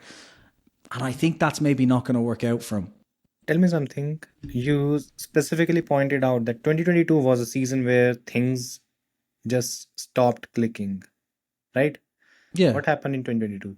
The car's changed. And also, he had come off the back of 2021, and I think he's trying to prove something. And I don't know, what else? the teammate changed. Sure, yeah. The benchmark changed. Yeah. Lewis Hamilton at 80% would beat Valtteri Bottas 75% of the times. Yeah. He cruised through 2020 and 2019 Lewis without Hamilton at breaking a sweat. 100% isn't beating George every weekend. And that mentally is going to, like, you're just coming And off that's the the back of a problem seven. right now. You're coming off He the back of cannot. being a 7-time world champion and your teammate can beat you even when you're giving it your all. That's, that's tough. Whereas I think, like, yeah, I think maybe he just got into too much of a rhythm, and I think the reasoning has changed, and that can change things quite a lot mentally. Like if you're fighting for the wrong reasons, like if you're not fighting because you absolutely love it and you want to win, if you're fighting because you're like, it was robbed from me, I have to get this back, that can work. But I think that the love for it isn't there as much as just the trying to prove something is there. So I don't know. And maybe he thought going to Ferrari would give that you back, can and say it that, hasn't. but at the same time, the question that comes here is whether let's assume that's not the case. Let's assume he's still let's assume he's still motivated, he's still working hard, because Yeah. I don't think people remember 17, 18, 16. Lewis Hamilton's interviews, they used to sound something like this as well. Yeah, yeah. He was very he was flippant in a lot of ways. He has been moody throughout his career. It has been his forte. Sure. Yeah, I yeah. mean, since 2009, once he won the championship, it kind of he flipped the switch in terms of that, and that has not changed. That has still been the case. The benchmark has changed for him. Mm-hmm. Earlier, his benchmark was Valtteri Bottas. So what happened was the entire team was working around him, and whatever results he was getting out of the car, that was assumed to be the best. What has happened since 2022 is there. First of all, there was another driver that stepped in, and all of a sudden he was a much bigger challenge than Bottas, Yeah. and he was right there with him every time. And Lewis pushed him 23. It went his way, but that kind of switched the equilibrium that was there. And when it comes to Mercedes and Lewis packed his bags. He went to Ferrari, But isn't assuming that that? things would be better. But that's my point, though, as well. Isn't it? Like if you're trying to prove something, which all of these drivers are in a way, right? But Yeah. you don't absolutely love the fucking sport, right? Yeah. Getting beaten by a teammate like that isn't. Oh, is the connection dropping a bit? Is it? One sec. I think. Can you hear me now? I could hear you earlier as well, but your voice was breaking Yeah. a bit. Yeah, everything was breaking, so Yeah, I just go for switched to low data mode for a minute. Like that's my point, though. Is like with an Alonso or with like most other drivers, if you're really still fucking in it for the love of the sport, and like you obviously want to win, like all these guys want to win, but if you absolutely love the sport and you're not just there because you have to like prove something, when a teammate like that comes in, it's the thought pattern is like, fucking yes, this guy's up in my game, I'm gonna fucking destroy him. Like this is my game. Whereas it seems like with Lewis, it's like he doesn't want to have that teammate there. He just wants to, like if I'm not winning, I'm not. It goes back to what I said earlier. He just has this constant attitude of like, if the car's not there and I'm not winning, I'm not interested. And that I don't think that's going to work for him now. Like I just don't think he's going to get into a position again where that's going to work for him. I think he was in the lucky position of. I'm not saying he was lucky. I'm just saying he was in the comfortable position of having the fastest car and an amazing team around him, where he could just let his natural talent do the work. And now if he wants to win, he's going to have to really fucking work for it. And I don't know if he's got that in him. I think I don't think it's enough. That's my Let me point, be though. frank. I think wanting to prove that you can still do it isn't enough. If you don't absolutely love it, these other 19 drivers, or at least a few of them, are going to just destroy you every weekend because they absolutely fucking love it. And when they get beaten, they're like, okay, he's just shown me what I can do in that car, so I'm going to fucking find that now as well. Whereas Lewis is just constantly not wanting to adapt. And I think, I don't know. I don't see an eighth coming for him regardless, even if Ferrari miraculously next year had the fastest car. I think Leclerc just smashes him all season. Yeah, but I don't think it has to do with him not being able to adapt or anything. I think the whole thing about him struggling to adapt and having issues with the car and everything, I think if there was a Valtteri Bottas in the other car, he won't be talking about issues with the car. Yeah. Let's get Yeah. this straight. Yeah. And I think that's where the big problem is. Because again, I don't buy the theory that Lewis has lost pace or lost performance. He's past his peak and stuff. Because even Michael Schumacher in his last season in Formula One at I think 43, 44 years of age, he was out qualifying Nico Rosberg Hmm. over the entire season. Yeah. And if Michael Schumacher was doing that to a driver that competed and beat Lewis over for the championship at his peak, Hmm. I don't think Lewis is. I don't think drivers lose the performance as such. I think what happens is when you face different challenges, the different sides of you come out. And Lewis Hamilton's career throughout, and again, people will not like it, consistency has not been his forte. 2007 was probably his most consistent season, but since then, 2008, you can go back and look at the season, you'll be like, okay, there are too many errors, too many mistakes, not a good season. Yeah. In terms of if you're talking about the title, the title, the caliber of a title battle that we tend to see, it was Yeah. not there. Yeah. You Yeah. go ahead and talk about his season in 2010, 2011, 2012. Lewis, what works for him is that his high points are so good that that those stand out in your mind. And that Hmm. was also something that has been his entire career, that his high points are better than almost everyone in Formula One. Yeah. But then they are followed by low points. And sometimes those low points get missed out because again we have fucking 24 races in the season. Yeah. And Yeah. that Yeah. is going to be the case again and again and again. Yeah. But every race is measured similarly. 2021, what was his biggest problem? He was not as consistent as Max. Yep. 2016, what was his biggest problem? He was not No. as consistent as Rosberg. No. And The that is team was his, sabotaging him. yeah, I mean, fuck that theory. The problem is you cannot, and that continues. But once you have a Bottas on the other side, Yeah. it's not It's. going to bite you in the ass. And But that's this what is, we've seen for a you know. large part. Yeah. Yeah. Yeah. And this is where, again, it's just. I don't know. I think. Again, like, not. There's no way to measure this, but it's just a feeling that I have, which is, as I said, just. I just think he's in it for the wrong reasons, and I think when you do that at this level of anything, it doesn't work out. Yeah. Simple as, So because basically, you're when you echoing what Bernie Eccleston said.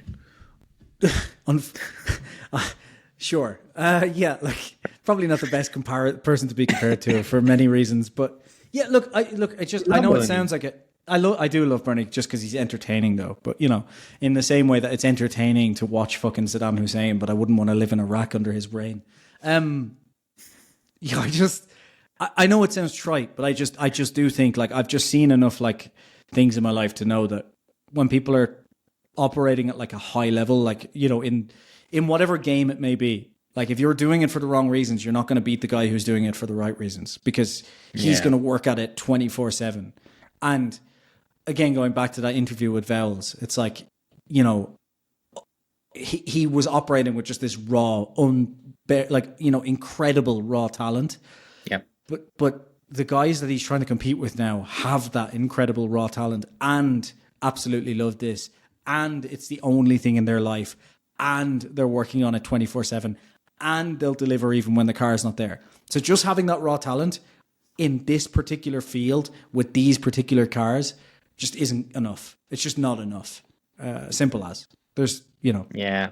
yeah. Let's not make it a Lewis Hamilton podcast. We've spent Yeah, a let's long move time on, on because it. I do have to go in like 25 minutes as well. So let's move on. Good job. You should have Yeah. been early. Oh, well. Yeah. It's fine. Like, we don't want to do another 4-hour podcast anyway, you know? No. By the way, Red Bull. Yes, we should talk about Red Bull. Brilliant weekend. Brilliant weekend.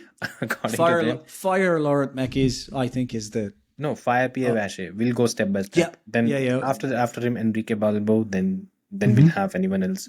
Then So, Mekies. yeah. Yeah. Okay, by the way, tell me something. What's your view on Max Verstappen claiming that a lot of these guys are waffling a lot about saying stuff about me? I think it's about time I clear the air and tell everyone that my future is with Red Bull for 26. It's obvious to me that he doesn't actually talk to his dad that much, first of all. Because if he did, he'd realize that blame him. 80% of a lot of those guys talking are his father. So, like, you know, it's his dad talking to fucking the Telegraph all the time. That is just, Yeah, it's just really I just look again. I've said this enough times. Most of this, I don't blame Max. I blame his dad. But I just think it is really funny when he's like, "There's all this waffle in the papers." It's like, yeah, because your dad is out there talking to all the papers. Like, it's the two guys that you're backing, your dad and Helmut Marko, that have talked about 80% of this, and the other 20% was just Christian Horner responding to shit. So it's like. It's absolutely ridiculous. But then I won't harp on about it too much because my own channel recently got called the Horner fan channel, which it's not. I just, That sounds wrong. the horny fan channel. Yeah. Look, I don't know. It's nice. By the way, just to add to it, just last week he was asked, "Do you commit your future to Red Bull?" He said, "I'm not going to comment on it." And then this week just he did. Soon after the exit clause ended, the expired, he's coming out and saying something like this. Wouldn't you be saying it's highly coincidental, right, that you're making such a statement after your exit clause ends, isn't it? Yeah. By the way, what's your take on it? Is this a case of Max looking to leave looking to leave Red Bull but not having the exit clause eligibility, or is it a case of him committing to Red Bull? There are two scenarios, and I'm not entirely sure which one is actually the right one. I think it's somewhere in the middle. I think it's like I think Jos and his management team basically want to mold the team in the way that they want it to be, or they want it to be shit, but they think, as I said, like, I don't know why. Like, yeah. Anyway, just Jos seems to want certain things to be his way in the team, namely Horner gone.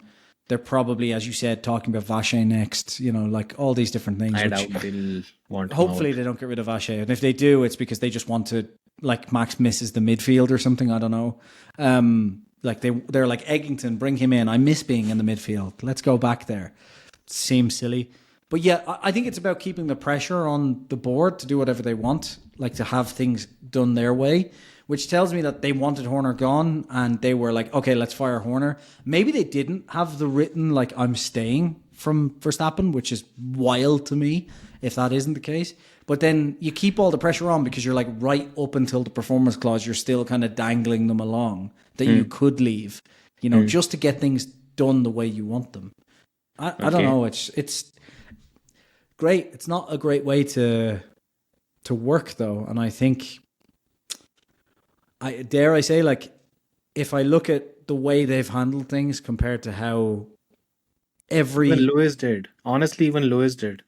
He was better. To be honest, he was better. But, He knew. but if I look at the way they've handled things compared to every other driver, like, that I've seen in their workings with things in the last, like, 23 years of watching now, whatever it is, 22 years of watching now, like, do I think he'll win another title if he keeps going this way? No.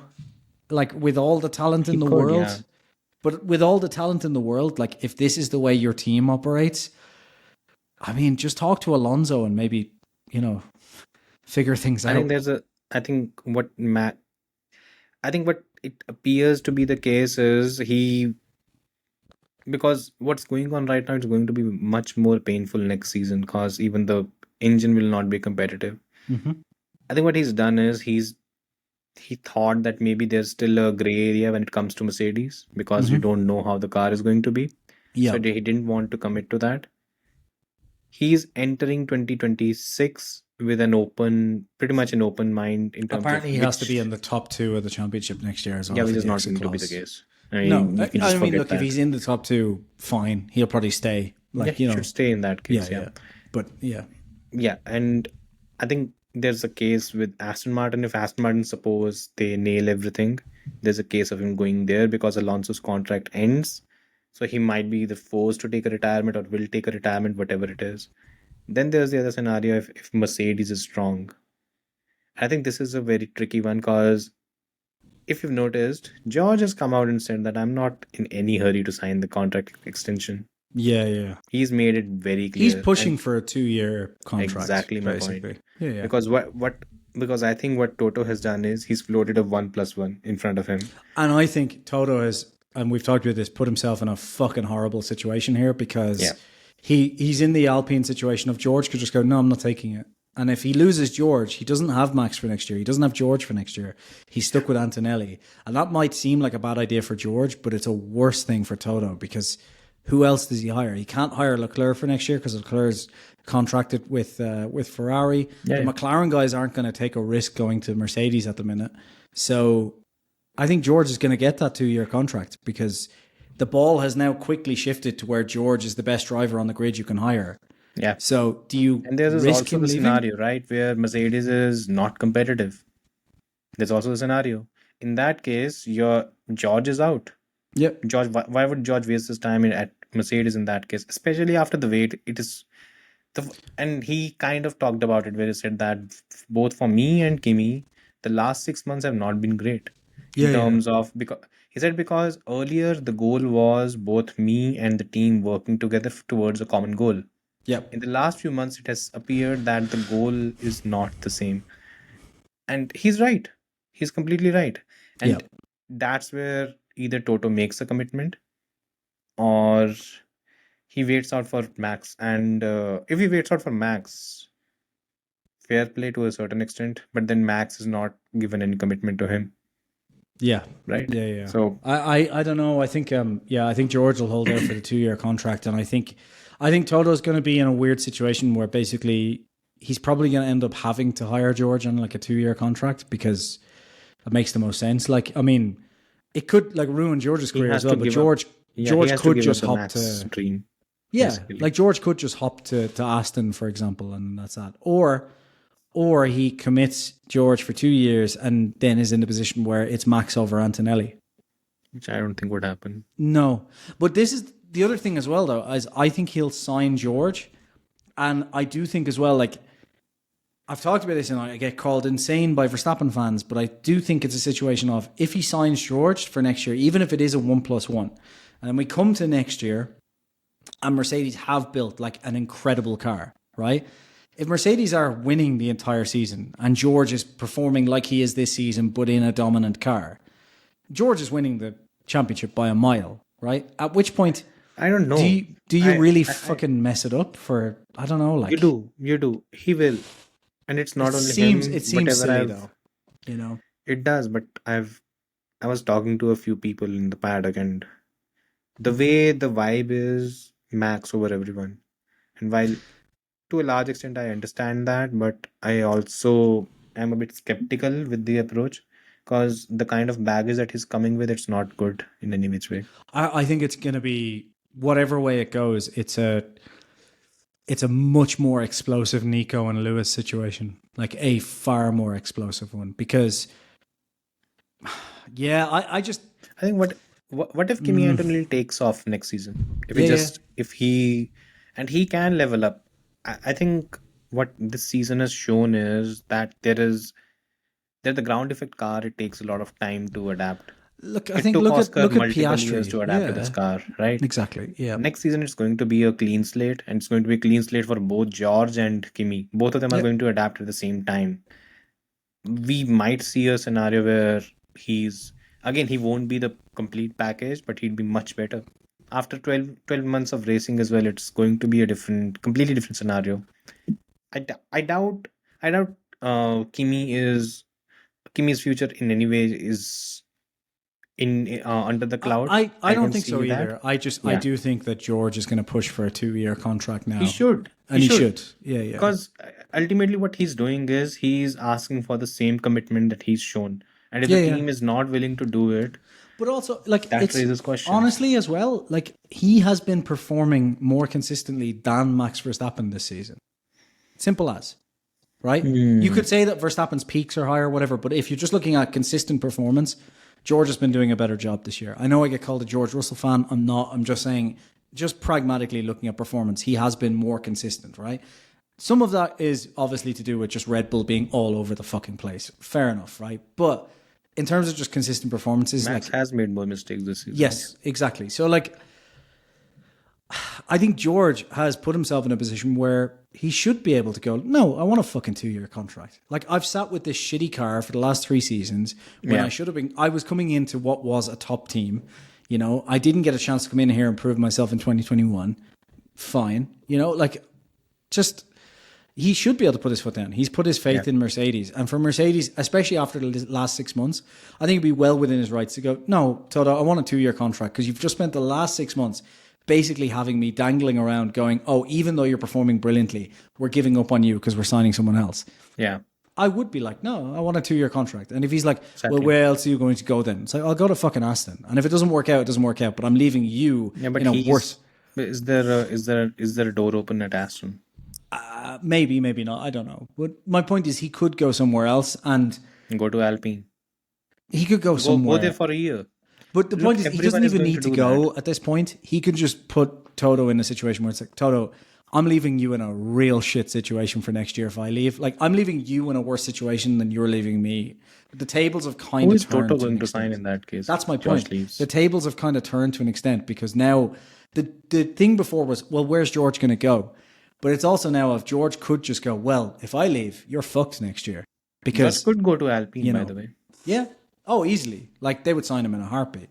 Yeah. You know? But like, George could just say, look, I can leave you in a shit situation for next year. He'll probably ruin his own career, but it is a big thing of Not necessarily, because what's going to happen is, because it could actually work. What he could do is sign with Alpine for a 1-year contract. And Alpine will be completely fine. Sign with us for a year, for just a year. Once that is done, 2026 at the start of the season, just you take a look at the lay of the land and then make your call. He can because he'll be probably the easiest available free agent at the time, isn't it? And again, it could entirely work. I think if he just puts his foot down and says, I'm signing a 2-year contract or it's nothing, like I'll find another seat. It entirely comes down to Toto's Max obsession, right? And it's legendary apparently now with the way he's going. I don't know. It just seems wild to me. Like you've got a brilliant driver there. If Mercedes are confident that they'll have a great car next year, like George is winning the title if he was in a McLaren this year, hands down, no problem. You know, so I just don't know that. Like I get that Max is. It's like a Hamilton. It's like this big fucking icon that you bring in. Let me put it like this: if in 1997 you had Mika Häkkinen in your team and Michael Schumacher was available to go. You're signing Michael, obviously. I get it. Yeah, I get it. But do you give up Mika Häkkinen on the chance that 2 years from now you might get Max? Like it's not straight away, you know? Like it's like, do I drop Mika for 1998 because there's a chance I might get Michael for 1999? No, like that's not pragmatic. Like it's just not, you know? Because it's not like, if it's a guaranteed, like I'm losing him, but I'm getting him, that's one thing. But if it's like, I'm losing him, but there's a 50-50 chance I might get the other one, it's like, that's not a pragmatic decision. Exactly. You know? So it's just, you sign George for 2 years. For me, I just don't know. Like the real question for me is, how good do you think Antonelli's going to be? And if you think Antonelli's going to be brilliant, then you fucking keep that lineup because you've got a stellar lineup there. And, you know, you don't ruin a stellar lineup for the chance that you might get Max for 2027. I agree. But again, I've agreed with you on a lot of these things and ultimately we've been proven fools. Teams and but I will just say, I think if that's the gamble that Toto takes, I think it's really bad management, personally. And I think it'll backfire to an extent because if he does that, he needs to be fucking 100% sure that he can beat McLaren next year. Because if he can't beat McLaren next year, he might be in a situation where Max goes, well, you guys built a shit chassis. You've got the best engine, but actually like Alpine or Williams have the same engine. They've built a better chassis or a close chassis. And I trust that team more. And now all of a sudden you've got fucking Max and a Williams and you know, you're the Mercedes engine builder. Yeah, exactly. You don't know how good a Williams is because Williams is putting a lot of money. Isn't it the old saying, you know, better one in the hand than two in the bush? Like, I mean, you could end up in a situation like, and I know we don't want to harbor on about this, but we've talked about it before. The amount of people who think, oh, well, Mercedes are going to win next year because they have the best engine. McLaren have the same engine and a better aero team. Yeah. So. Exactly. There is just as much. If you think Mercedes is going to win next year, it's just as likely that McLaren will dominate next season. Pretty much. Yeah. I don't doubt it at all. And Max isn't going to McLaren. Simple as. He might. He could, right? It's very unlikely. Look, there's a scenario. I don't know how likely The it reason is. I don't think so is because He McLaren hates will. Zach. No, well, not even that. Just the way McLaren operates, because McLaren have made it absolutely 100% that they are focused on the team, not the driver. That's how they operate. And I don't think McLaren will ever change that DNA. I think Zach has like built that in. That's what we're doing. And I think that the case is to bring Max in. Max is going to want to be like the lead driver. All of this, and it's not I don't it's know. not a It workable changes. situation. It changes depending on who the driver is, right? Maybe 'Cause I just don't if see we it. end up in a scenario where Oscar just takes a leap compared to Lando, and he's consistently, if we end up in a Vettel Weber scenario, right? But you're Then still you winning the automatic. constructors in that situation. Yeah. No, that won't be a concern. The point Like is Oscar that takes a leap and they're got the fastest car next year. Zach just calls up Sainz and says, "Hey, do you want to come back?" You know, like that. He just gets himself a good number 2 driver who Sainz can has deliver. My point is, it lost doesn't need to be Sainz. stock. It could be anyone. It could be Russell. It could be Leclerc. It does, But you get someone who will be the team player and can deliver points. You Yeah. don't get the guy who can come in and just be the number 1 driver who's going to cause chaos. Yeah. Like I just don't think Zach wants that chaos. I guess. So yeah. you know, But he did inquire for Max this season. sure. Maybe, yeah. Let's see. But that was before they knew how the season was going to go. I don't think they're not in that situation next year. Yeah. And the only reason Max goes there is if they're dominating Mercedes. At which point you don't need Max because you're already dominating Mercedes. So it doesn't. Yeah. You know what I mean? Like I think there's more pragmatic decisions here, and I think for McLaren is the one team that I think won't bend over backwards for Max. It just doesn't make sense for them. I guess. Every other team, For maybe. all we know, Max might end up at Ferrari in 2027. Well, sure. Charles would be out. I seriously hope, because if Max- if Charles is still at Ferrari in 2027, I'll stop following him.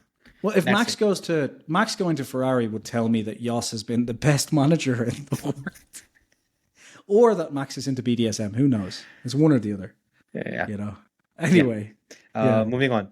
Let's talk a bit about the midfield, because they had stellar performances. I mean, we talked about Alonso, Gabriel Bortoleto, which according to Alonso would have had a lot of praise and been on the front page of newspapers if he was British.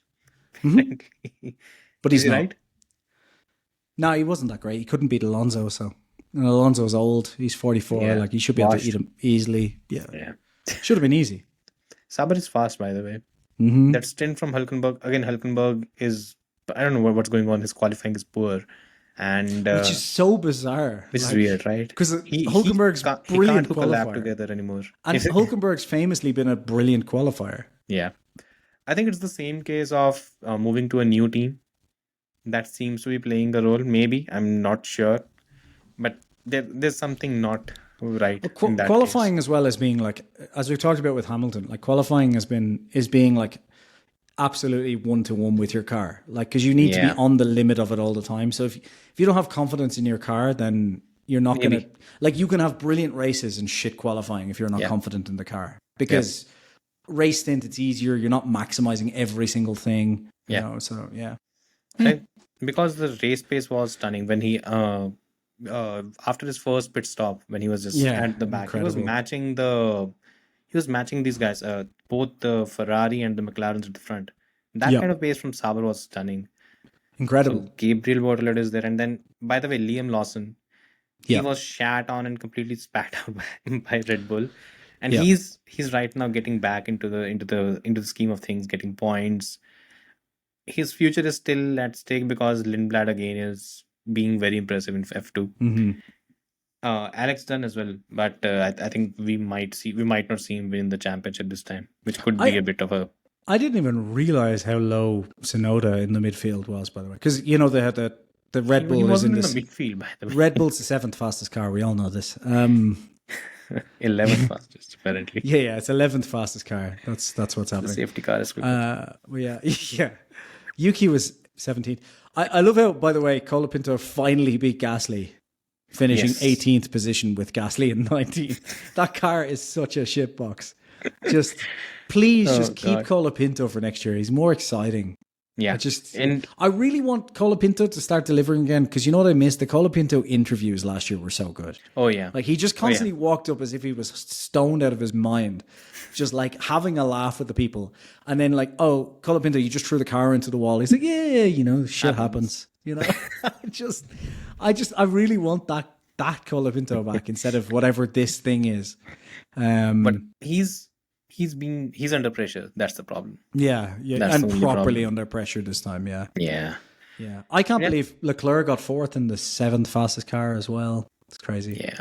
Was there anything else in the midfield? Science album? Nah. Let's jump to questions. Yep. You take a look at the Twitter ones. I'll pick up the YouTube ones. Yeah. Cool. So I just not a notification of just up your usual stuff then because I think what was it? I posted it was like someone posted something about Max getting asked the car is designed for me and he's like no the car is not designed for me or whatever and I just posted something like yes I'm sure the car was 100% developed based off Checo's lap times and feedback. It was like a big fucking response from Philip with like a link to a video Philip, yeah, just like a link to a video, and I just sent back, "Shut up! I'm trying to annoy people." Because he gave like an actual like a detailed response that was actually pretty reasonable. I was like, "Shut up! I'm trying to annoy people." Anyway, sorry. Let me jump to the questions. Go for it. Skidmark says, "Why is Ferrari?" Yeah, fair enough. I mean, sure. That's yep, that's brilliant. I love that. That's basically that tracks in Avengers. Yeah. Who is Thanos? What is Thanos? Yeah. Anyway, let's see. Praveen says something. There's a question. We've already kind of discussed this, so we won't go into too much. But it's just why is Lando Norris, McLaren, and Zach Brown's blue-eyed boy? Why are they giving him preference in strategy? As we've already discussed, blue eyes are making rounds, isn't it? Yeah, I don't know. Yeah, just he's got great genes. Yeah. Listen, I've said it before. If it's all a of the Sydney Sweeney jog. If you don't know, go and check it out. Look, I'm sorry, but if all the Nazis looked like Sydney Sweeney, they would have won the war. And the reason being, the rest of the countries wouldn't have even put up a fight. All the women in other countries would have been going, why aren't you going to war with these Germans? As I said, the problem with Nazis was not that they were not beautiful, that they were stupid. But I'm just saying, right? If it was an entire army of Sydney Sweeneys, it would have been like, why are we not defending all the women in the other countries? Were like, why are we not going to war with these? The men would have been like, I agree with a lot of their terms. I agree with their politics, and they've made the trains run on time. Never forget that. But yeah, in terms of just that, Praveen, we've already discussed this, but the honest answer is they didn't give him the preferential strategy. He was just in a worse position and therefore was able to make a gamble. It's as simple as that. There were just two divergent strategies. Both had similarly quick. Yeah. Just Lando's worked out better.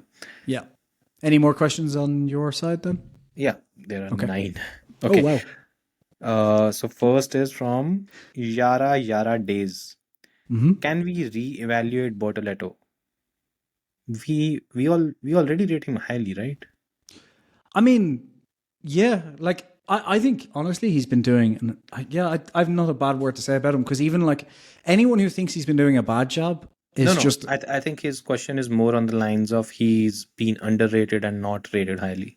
Yeah, but anyone who is in that position is clearly just doesn't understand how good Hulkenberg is. Because if the thing is like, oh, he's been underperforming, it's like he's a rookie and his teammate is Hulkenberg. Exactly. I think the problem is a lot of people are like, oh, well, Hulkenberg's not that great. It's like because they're stats fans. You know, those fans who just think, oh, well, I looked at the stats and Hulkenberg's only had 1 podium, so he must be shit. And it's like, context, people. Context. You know, so Bortoletto's been doing an absolutely fucking amazing job. Agreed. You know, yeah. Is Alonso going to win his 33rd next year? Any new info on the engines? New info on the engines, nothing. Everything that you're going to hear from now until then is going to be smokescreen. Nothing. Don't believe anything that you hear. The problem is that so there's a couple of issues with it. Just to really quickly set it out, because from everything I've heard, you're going to have 2 issues. One is that the teams don't actually know how they compare to other teams, so they can only give you a basis on like they're confident in their numbers. they know to an extent, but like they don't know fully every number. So their confidence is up and down. The other thing is you hear about a lot of it from it kind of percolating through the drivers, because drivers get to see what the other teams are doing to an extent. Like they're kind of under NDA of how confident they are in other teams. But you have to keep in mind as well that the drivers and engineers who are maybe getting like scouted by other teams, so they're getting a bit of info on, oh, well, our engine's this and this. They're getting the best version of the news from that engine. They're not getting told about the issues because you're trying to hire them. So you're not going to be like, our engine's really fast. It did blow up on the dyno 17 times, but it's really fast. Like, so yeah, it's hard to say. So that's one way to look at it. The other thing is all of these guys live in the same town. So the information percolates from one driver to one team to another through basically the same cafes. These guys frequent. No, they all meet up in the photocopying shop in Woking. That's where they share their information. Was it Woking where it was being copied? It was a Woking. What is it with Woking? Photocopying shop and the Pizza Express, isn't it? Pizza Hut, sorry, where Prince Andrew used to love. Right. Yeah. Anyway. Okay, is Alonso going to win his 33rd next year? I fucking hope so. I hope so. I also hope he wins his 32nd because Singapore 2008 doesn't count. Well, I hope he wins his third title next year. Anyway. Yeah, I seriously hope so. Yeah, it'd be amazing. Next one. Can you let everyone know the changes Ferrari made at the start of this season so that Hamilton would have a car he can drive? Literally ruining the last year's car. Yeah, the biggest change they made this season was downgrading their second driver. Look, they basically overhauled the entire car, which was clearly a mistake. Yeah. So I don't know what they were thinking. Yeah, and honestly, no one knows what they were thinking. That's the problem. Next from Ahmed Fabli, will you guys do a mid-season ratings? Yes, we will. Yeah, over the next 4 weeks, we've obviously got no races, so we're going to be doing a few different ideas. There are a lot of things. Yeah. A Kimi Raikkonen special. That's why. Yeah. There's also, I have actually not even told you yet, there's a Max Verstappen special as well. Okay. Fun. the one I told you about, yeah. Okay, Vince 1988. How do you feel about Charles saying that driving for Ferrari is worth more than a WDC title? He's a fucking idiot. That's what I mean. That's what I feel about that. I'm just wondering, did John Elkann have a gun to his head during that interview, or? I don't know. He needs to. I don't know who should talk to him, because when he says these things, I think maybe he's saying it for the media just to keep them calm and stuff.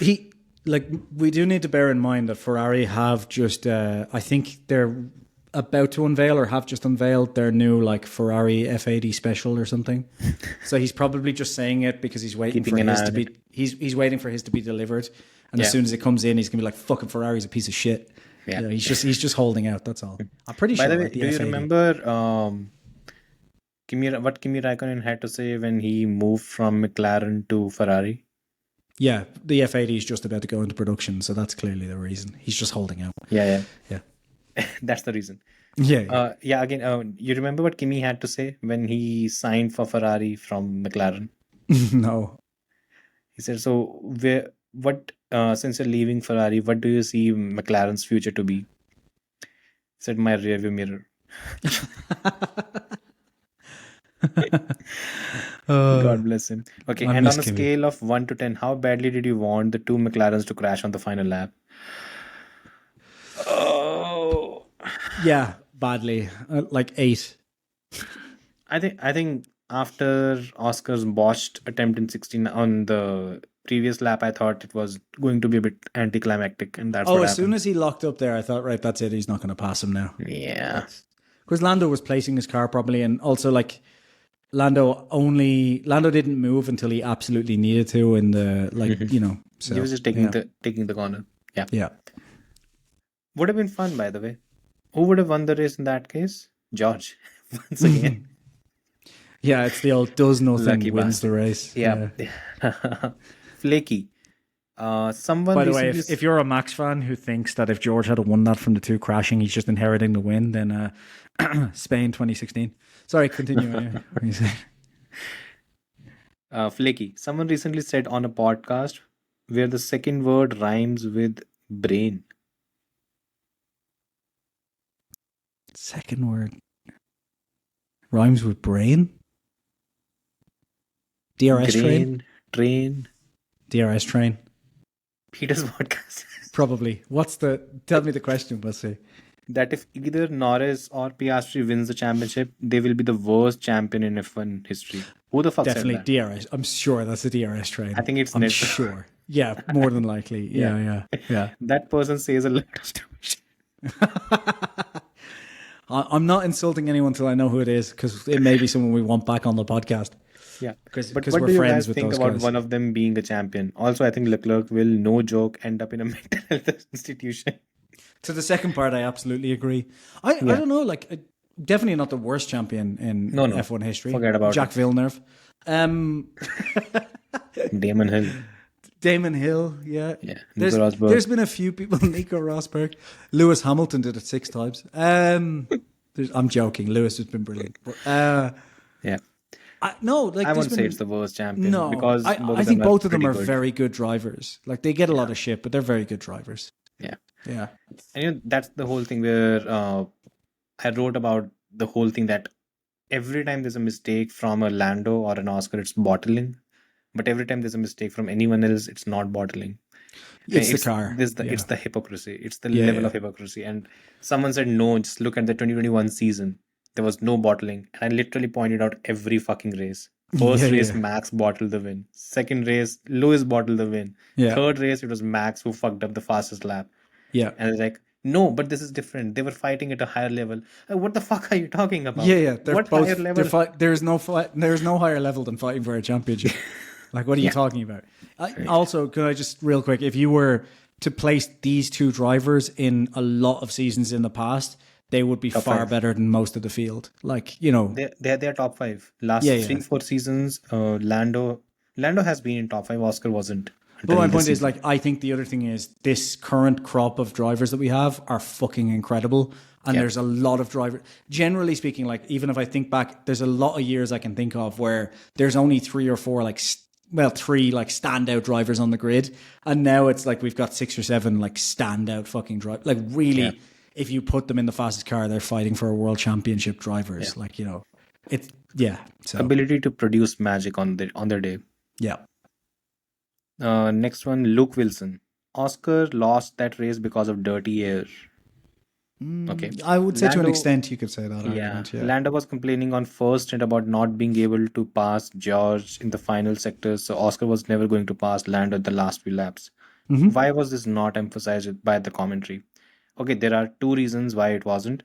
First is Lando and Commentary's Oscar. British. Yeah, that too. First is Lando and Oscar, same setup. So in that case, it's easier to overtake because you have the similar top speed. Lando and George had much higher top speed. So that was one deterring factor. Secondly, Lando and George, same tire life. Lando and Oscar, Lando had, I think, 10 or 12 laps older tires. Yeah. That's why. And did he lose due to dirty air? Probably. I think he also lost because a few of the laps were spent lapping the other cars. That's where I think a lot of the you can say the opportunities they went by. Yeah, as I said earlier, I think he only had a 6/10 advantage even when he was in free air. So I think it was just a case of even with a 6/10 advantage, it's still difficult to overtake. So I think when you add dirty air into that, it makes it really fucking difficult. So yeah, I agree. Maybe the commentator should have brought it up. I'm pretty sure on F1 TV, I'm pretty sure Jolien and Alex Jake did mention that how will he go in the dirty air when he gets there? So if you're listening to David Croft and you're expecting technical analysis, that's like expecting Hamilton to win a championship in a Ferrari. It's just never going to happen. Yeah, apparently David Croft's clip is going viral where he said that there's nothing wrong with Lewis. It's Ferrari's responsibility to give him a car with which he can win the championship. Sure. And then they whine about being accused of British So what bias. happens in that situation if it's Ferrari's job to give them a championship winning car and Leclerc beats him? What's what's the excuse Yeah, then, you know? they'll find something else in that case. Yeah, it's sabotage. Go on anyway, sorry. Luke Wilson, another question. Why are F1 nerds so sacred about over practice sessions? Okay, in my opinion, sprint weekends are more entertaining because of the little data the teams can get. It makes setups more crucial and so stakes are higher. Plus two competitive sessions. And it's rare weekends all the and it's the rare weekend all the lowest fanboys can see him on the broadcast for longer than 10 minutes. I like honestly, the thing for me is I'm not like sacred about it. I don't mind the sprints, and actually I do like. The thing is, I kind of enjoy the sprint weekends where they've got very little chance to like have any practice and get their setup right. I just don't find the sprints themselves that entertaining generally, because it's supposed to be this like out and out race where they, you know, they can just fight each other. But it's just never like, without the strategy, these cars are all so close that they all tend to just kind of go on a DRS train for the entire 20 laps, and it's not that interesting. So it's not for me that I'd prefer to have practice. I just don't find the sprints that interesting. If we could just have one practice session and great straight in, like if it was Friday 1 hour of practice, Saturday qualifying, Sunday the race, I'd be perfectly happy with that as well. You know, like fine. You know? I think it's basic economics why the sprints are still existent, and the economics is there's more attention to races and qualifyings compared to practice you sessions. could sell well, you can sell Friday tickets. That's basically it. Yeah, to a large Because there's a extent. competitive session on a Friday. Hmm. You know. The bigger problem is the expectation levels that we have with a sprint race. We expect it to be entertaining as advertised. It's not. No. But again, if you're going to compare a sprint race to an FP3 or an FP3 session, the sprint race is obviously more entertaining. Yeah. Oh, right? 100%. Yeah. But this is what I'm saying. If I could just have it where it's like FP1 qualifying the race, give me sounds good. Yeah, which is basically the exact opposite of economic, whole economic factor, right? But if you just wanted the most entertaining setup, 1 hour of practice into qualifying, amazing. I think the most entertaining setup would be just have a reverse grid. No points, no key points, just reverse the entire grid. So Oscar is always starting from the back. He's Yeah. such a Lando fan. Anyway. I mean, Lando would be right alongside I know, him. yeah, I'm joking. Next question. Ahmed Fabli. I'm fully convinced that the reason Charles stays with Ferrari is because he made a promise to his dad that he will win the championship with them. Maybe. Could be. I mean, he is an emotional guy in that way. And like, I mean, that's, to be fair, I mean, it is a pretty reasonable situation of if you promised your dad, like if you were like, I'm going to go and win a fucking championship with Ferrari to your now late father, that is going to be pretty hard for you to just walk away from that dream. So, you know, let's I be get fair, it. and let's be fair, if he does, I don't know, he can't. But if he does end up winning a championship with Ferrari, that's worth more than 4 championships with Red Bull, isn't it? Sorry, Max Yeah, fans. 100%. It's worth more than 7 championships with Mercedes. Oh yeah, that's without a doubt. Next up, Dane Lua. Even though I'm a Vettel fan, I will secretly admit I do think Alonso should have won the 2012 title.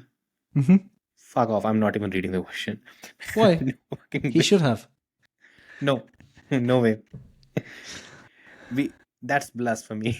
at the blatantly biased whatever podcast. Yeah. At BBRB, we don't talk about things that Alonso deserved. We 2012 title. We don't shit over on Vettel. Vettel here. Yeah, that's the only rule. You don't come into Vettel's house and shit on the floor. Exactly. Anyway, yeah. But no, like, I mean, Alonso until, was... until Baxter comes and Yeah. you have an unpopular opinion thing, and the first thing he does is brings up it. Yeah. Typical. Yeah. Nah, Alonso did brilliantly that season. Yeah, of I mean, course. to be fair, both of them deserve to win. They both drive brilliantly, but that's not how sports works. But the better one won. Yeah. Also, the rookies this season so far has been the best I have ever seen since 2019 with Leclerc, Russell, Albon, Norris. I won't put these guys on the same level, at least for now. I'd wait. Because Russell and Norris, they are basically title contenders. Who do we have as rookies right now? Bortoletto, I don't know if he'll fight for the title. Kimi, yes. Hadjar, no. Who else is there? There's more rookies, right? Well, there's Antonelli, Behrman. Bortoleto. Colapinto's still a rookie in my opinion. Behrman, Behrman, yeah. yeah. Other than Kimi, Hajar, yeah. Kimi is probably the one who I think will fight for the title. I don't know about others.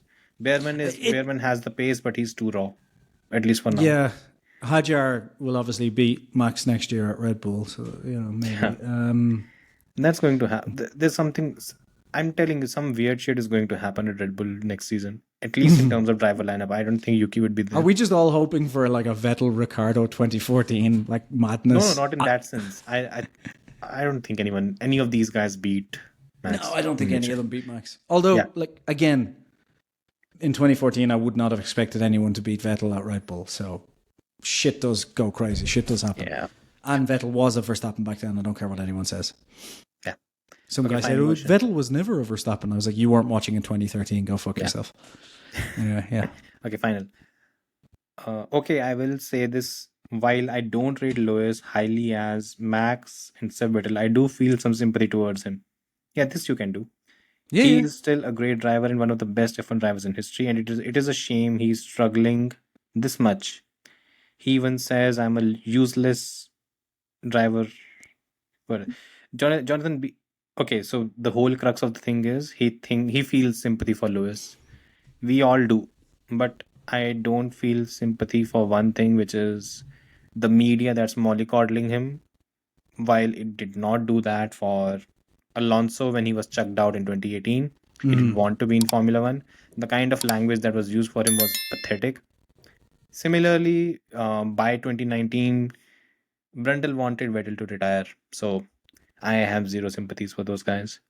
Yeah. Okay, fine. Jonathan Wheatley. He could. Yeah. I don't really have much sympathy just because he could have stayed at Mercedes, and he decided to just Anyway, it's his own fault. Look, he signed up to be with an Italian dominatrix for a year. This is what happens.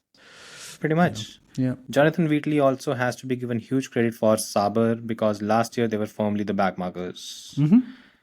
Hülkenberg, Jonathan Wheatley and Mattia Binotto have both done spectacular job. Yep.